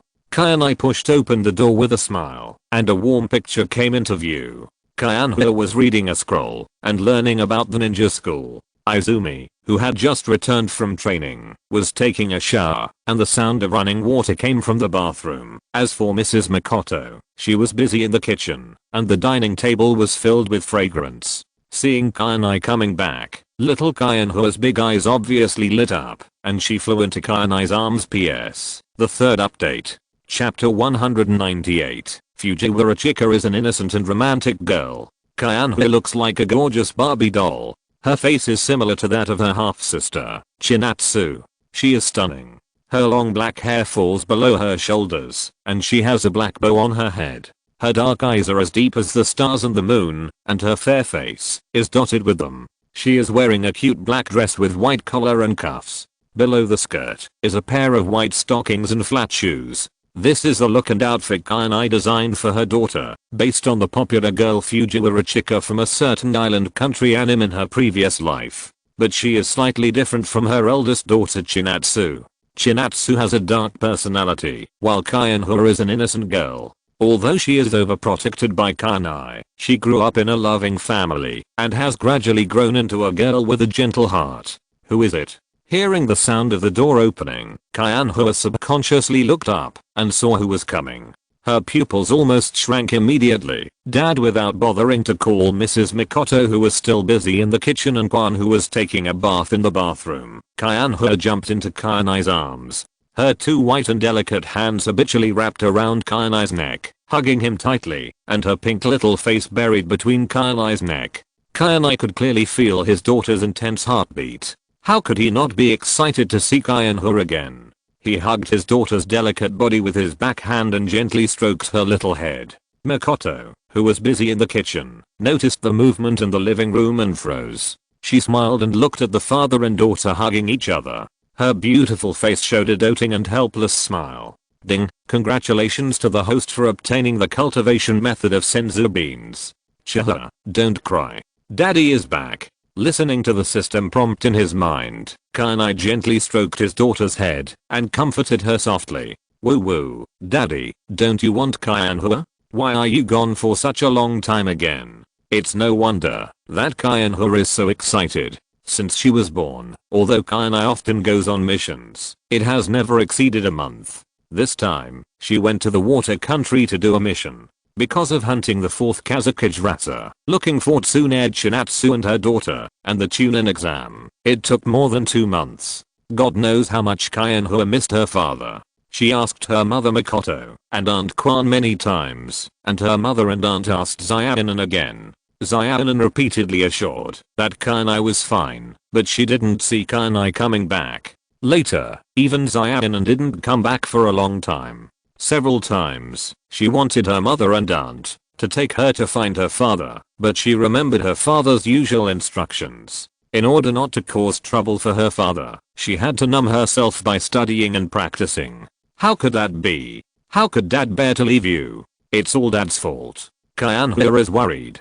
Kayanai's shoulder collar was wet with his daughter's tears. Her white and tender hands were tightly wrapped around her father's neck, as if she was afraid that her father would run away again. Kyanhua raised her head. At this time, her eyes were slightly red. She pouted her little mouth and said in a baby voice, "Then Dad can't leave Kyanhua anymore. Even if he wants to go out, he must take Kyanhua with him, and Mom and Aunt Kwan must go with him." "That's not possible, but Dad can promise you to come back often in the future." Kayanai promised repeatedly, while wiping his daughter's tears. After a while, he sat down on the sofa with his daughter in his arms. Kyanhua sat in Kayanai's arms. Perhaps because she was afraid that her father would run away again, she clung to Kayanai's arms tightly, and her two short hands grabbed Kayanai's red cloud black robe, unwilling to let go for a moment.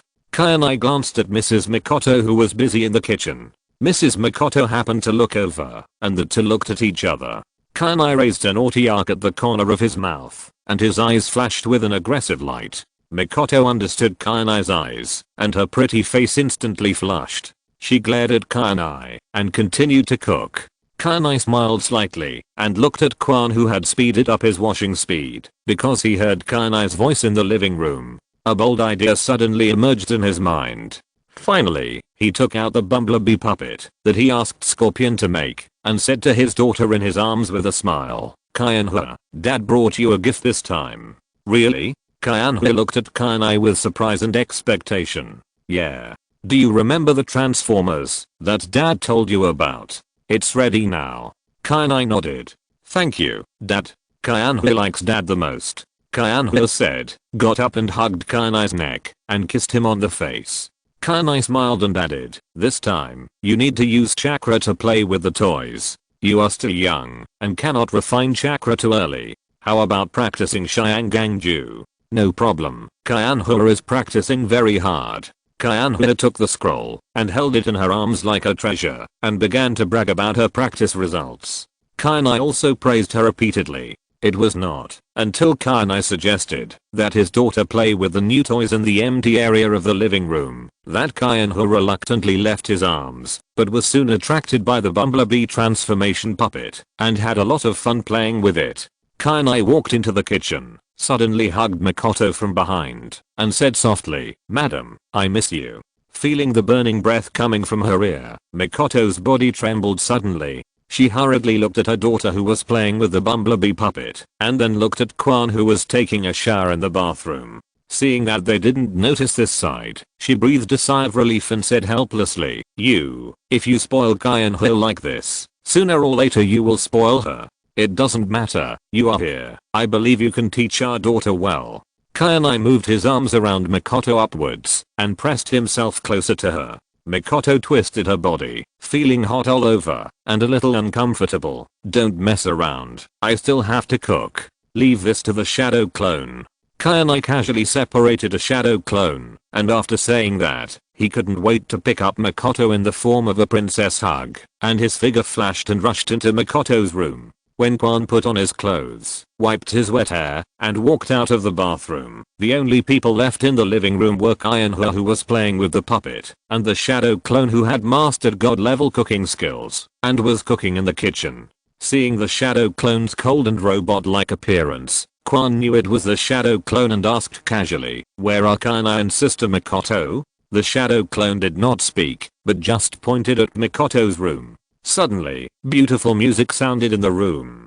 Kwon's pretty face flushed instantly, and she stomped her feet in exasperation and cursed in a low voice with her cheeks puffed up. This bad guy, he really doesn't change his lustful heart. At the same time, in the room, Kyuubi's mind rang with a system prompt. PS. First update. Please recommend and vote for me. Chapter 199. Grandmother Mikoto Izumi. In the room, Kyuubi's mind rang with a system prompt. Congratulations to the host for triggering the option 1. Mikoto is in the room. Izumi and Chika are outside the room. The reward is a permanent doubling of the chakra amount 2. Mikoto and Izumi are in the room. Chika is outside the room. The reward is the Great Swordsman level swordsmanship of the Pirate World 3. Mikoto, Izumi and Chika are in the room. Chika is beside. The reward is a complete set of Ghost Arts of the Death World 4. Mikoto, Izumi and Chika are in the room. Chika is inside. The reward is the Blue Lotus Earth Core Fire of the Fighting World 5.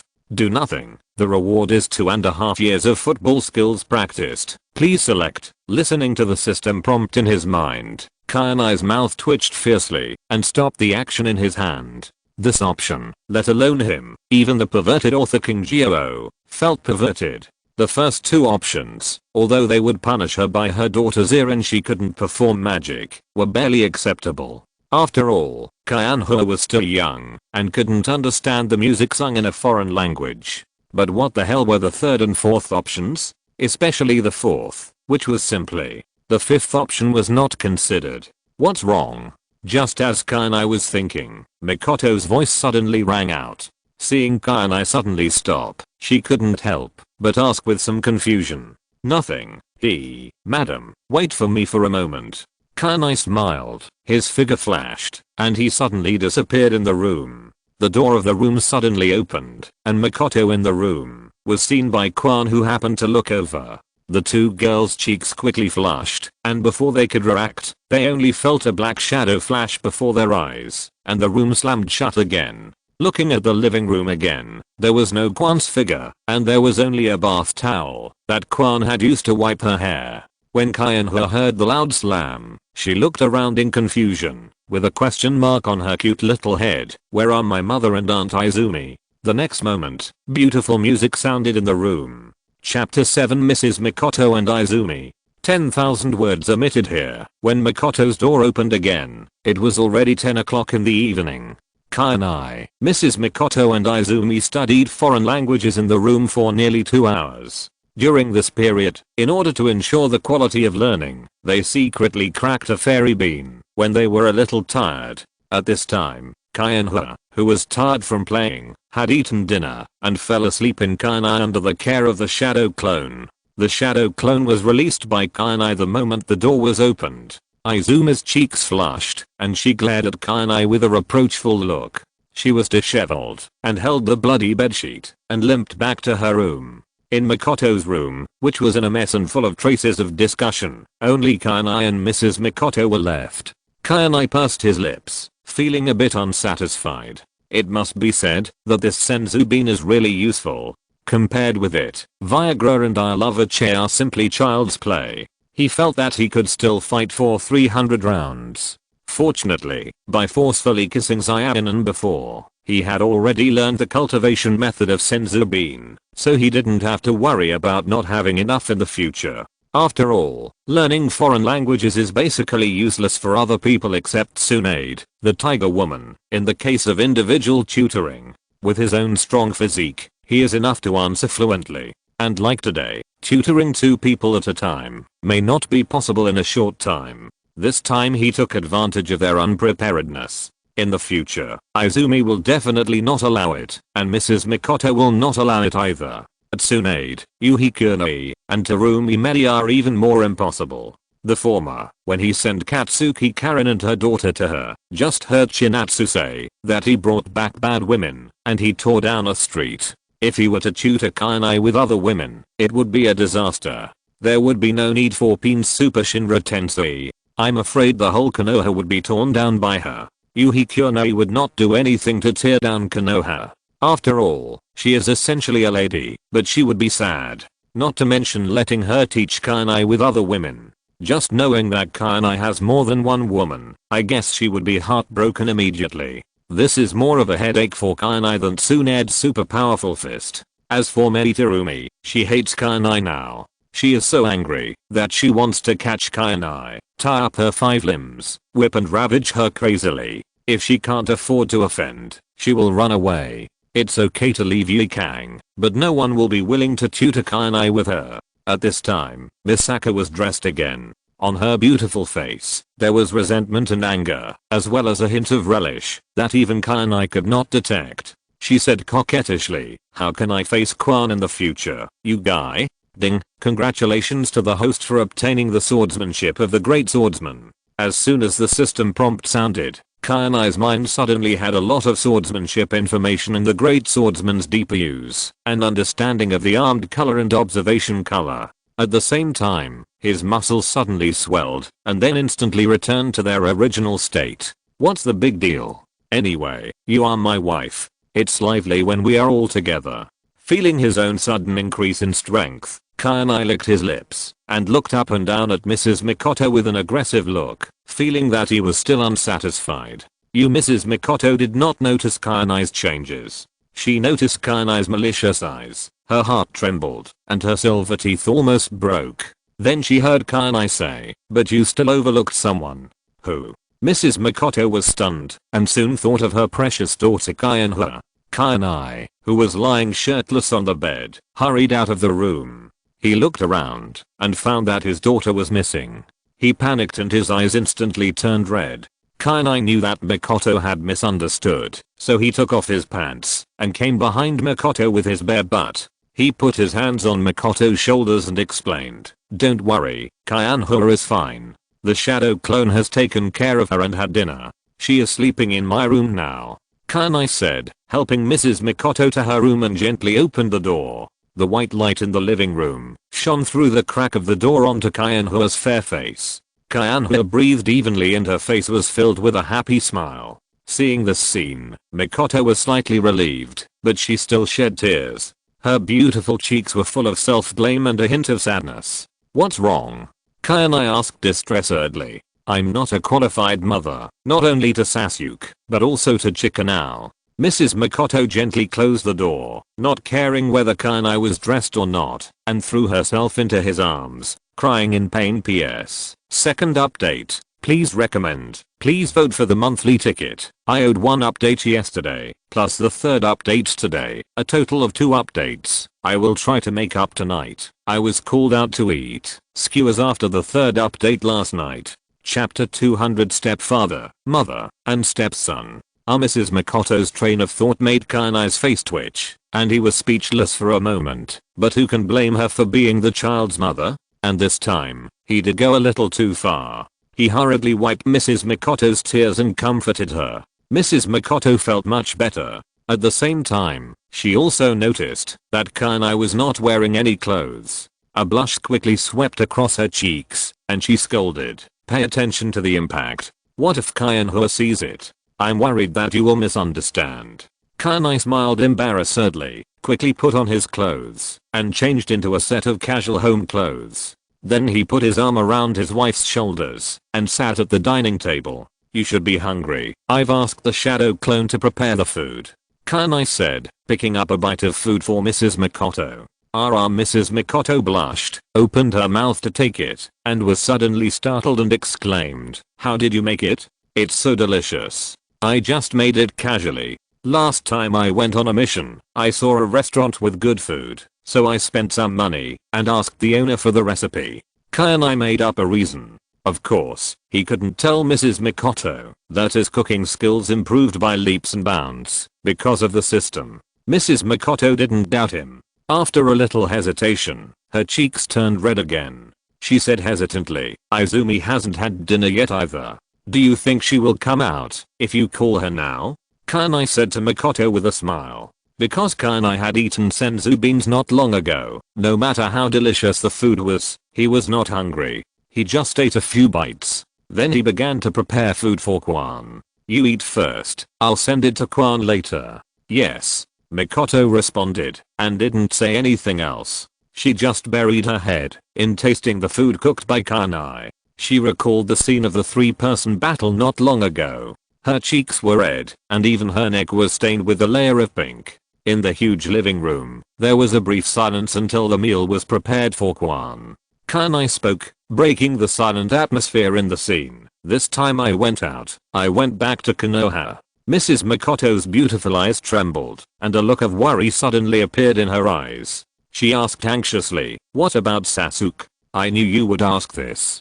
Kanai showed a gentle smile on his face, and casually took out an envelope from the system warehouse. "Don't worry, the second pillar is fine. Open it and take a look." Mrs. Mikoto took the envelope, opened it and took a look as she was told, and her slender eyebrows slightly frowned.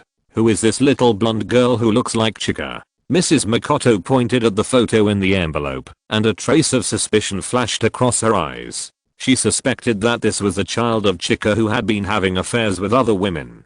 I took the wrong one. I saw someone who looked like Chika when I was traveling outside, so I took a picture of her." Chika's mouth twitched. He actually took the wrong envelope. It seems that he should mark it in advance next time, otherwise he will be killed on the spot if he takes out the private photos of him and Tsunade. "Could this be your daughter too?" Mrs. Mikoto narrowed her eyes and showed a dangerous smile on her face. She knew how greedy her little man was. She was chased by him half-heartedly in the beginning. How is it possible? Kanai denied it hastily, his face not reddening, and he said nonsense seriously. "Look. This child looks about the same age as Kyuubi. During the time you were pregnant, I was always by your side, sending shadow clones to carry out missions. How could I cheat?" "That's true. But I hope you can consider Izumi's feelings more." Mrs. Mikoto nodded slightly, without any doubt. Indeed, during the pregnancy, Kyuubi had always stayed by her side and took extra care of her. Even if Kyuubi had this motive, he didn't have the time and opportunity. It was because of this that she gradually accepted this little man from the bottom of her heart. Of course, if she knew that this was the child that Kyuubi had made with Tsunade before her, she probably wouldn't think so. Ahem. Kyuubi cleared his throat guiltily, put away Chinatsu's photo, and took out an envelope from the system warehouse again. After confirming that it was correct, he gave it to Mrs. Mikoto. "Okay, don't think too much. This is the current Sasuke." Hearing this, Mikoto instantly put aside the matter about Chinatsu and quickly opened the envelope. Looking at the photos of Sasuke inside, Mrs. Mikoto could no longer hide her loneliness, and 2 lines of tears slid down her eyes. "Okay, Sasuke is fine. You should be happy." Kyuubi gently wiped Mrs. Mikoto's tears. "Yeah." Mrs. Mikoto's eyes were red, and a sad smile bloomed on her face. She murmured, "It seems that Sasuke has really grown up. Have you met him?" "Yeah, that guy is still as unlovable as ever." Kyuubi nodded, without saying too much about Sasuke, and suddenly asked, "Why, do you want to see him?" Mrs. Mikoto nodded first, then shook her head. A trace of loneliness flashed across her eyes again. "As long as he is safe. If we meet now, the child will definitely ask me for the truth about the genocide of the Uchiha clan, and I don't want to lie to him. Then let's wait until the right time," I said, "to meet again." Kyuubi said, and took out the photo of Uncle Sasuke when he grew up again. "Look at this again." since the filial son can recognize Uncle Sasuke at a glance. Mrs. Makoto, as a mother, can naturally do it too. Seeing the photo of Uncle Sasuke, she asked uncertainly, "Is this Sasuke?" Kainai nodded and added, "To be precise, it's the grown-up Sasuke. He came from a parallel universe. In their world, the Uchiha clan was really wiped out and only he was left." Mrs. Misaka couldn't help feeling sad. Then this child has had a hard time. Where is he now? Kainai said, "They traveled through time by accident, and because they didn't want to interfere too much with the progress of this world, they went back. But you don't have to worry too much about him. It seems that in that world, he is already married, and like us, he has a very cute daughter." "That's good." Hearing this, a relieved smile appeared on Mrs. Misaka's face. She was worried that Kainai would think too much, so she tightened her hand holding the photo of Nizuzi and asked hesitantly, "Can you give me these photos?" "Of course, this is specially brought to you." Looking at Mrs. Misaka's expression, that was easy to understand. Kainai smiled knowingly and added, "And Nizuzi is my stepson after all. I won't be jealous of my own son." "Thank you." Mrs. Makoto felt a warm current flowing through her heart when she heard the words. She did not think there was anything wrong with Kainai's words. She put her beautiful red lips on Kainai's face, kissed him lightly, and leaned into Kainai's arms. PS. The third update. Please recommend and vote for me. End of this chapter. Thank you very much for reaching the end. Don't forget to like. Looking for more exclusive content and immediate access? Subscribe to our Patreon. Remember, every like, subscription, or donation encourages us to continue. Thanks to everyone. See you in the next video.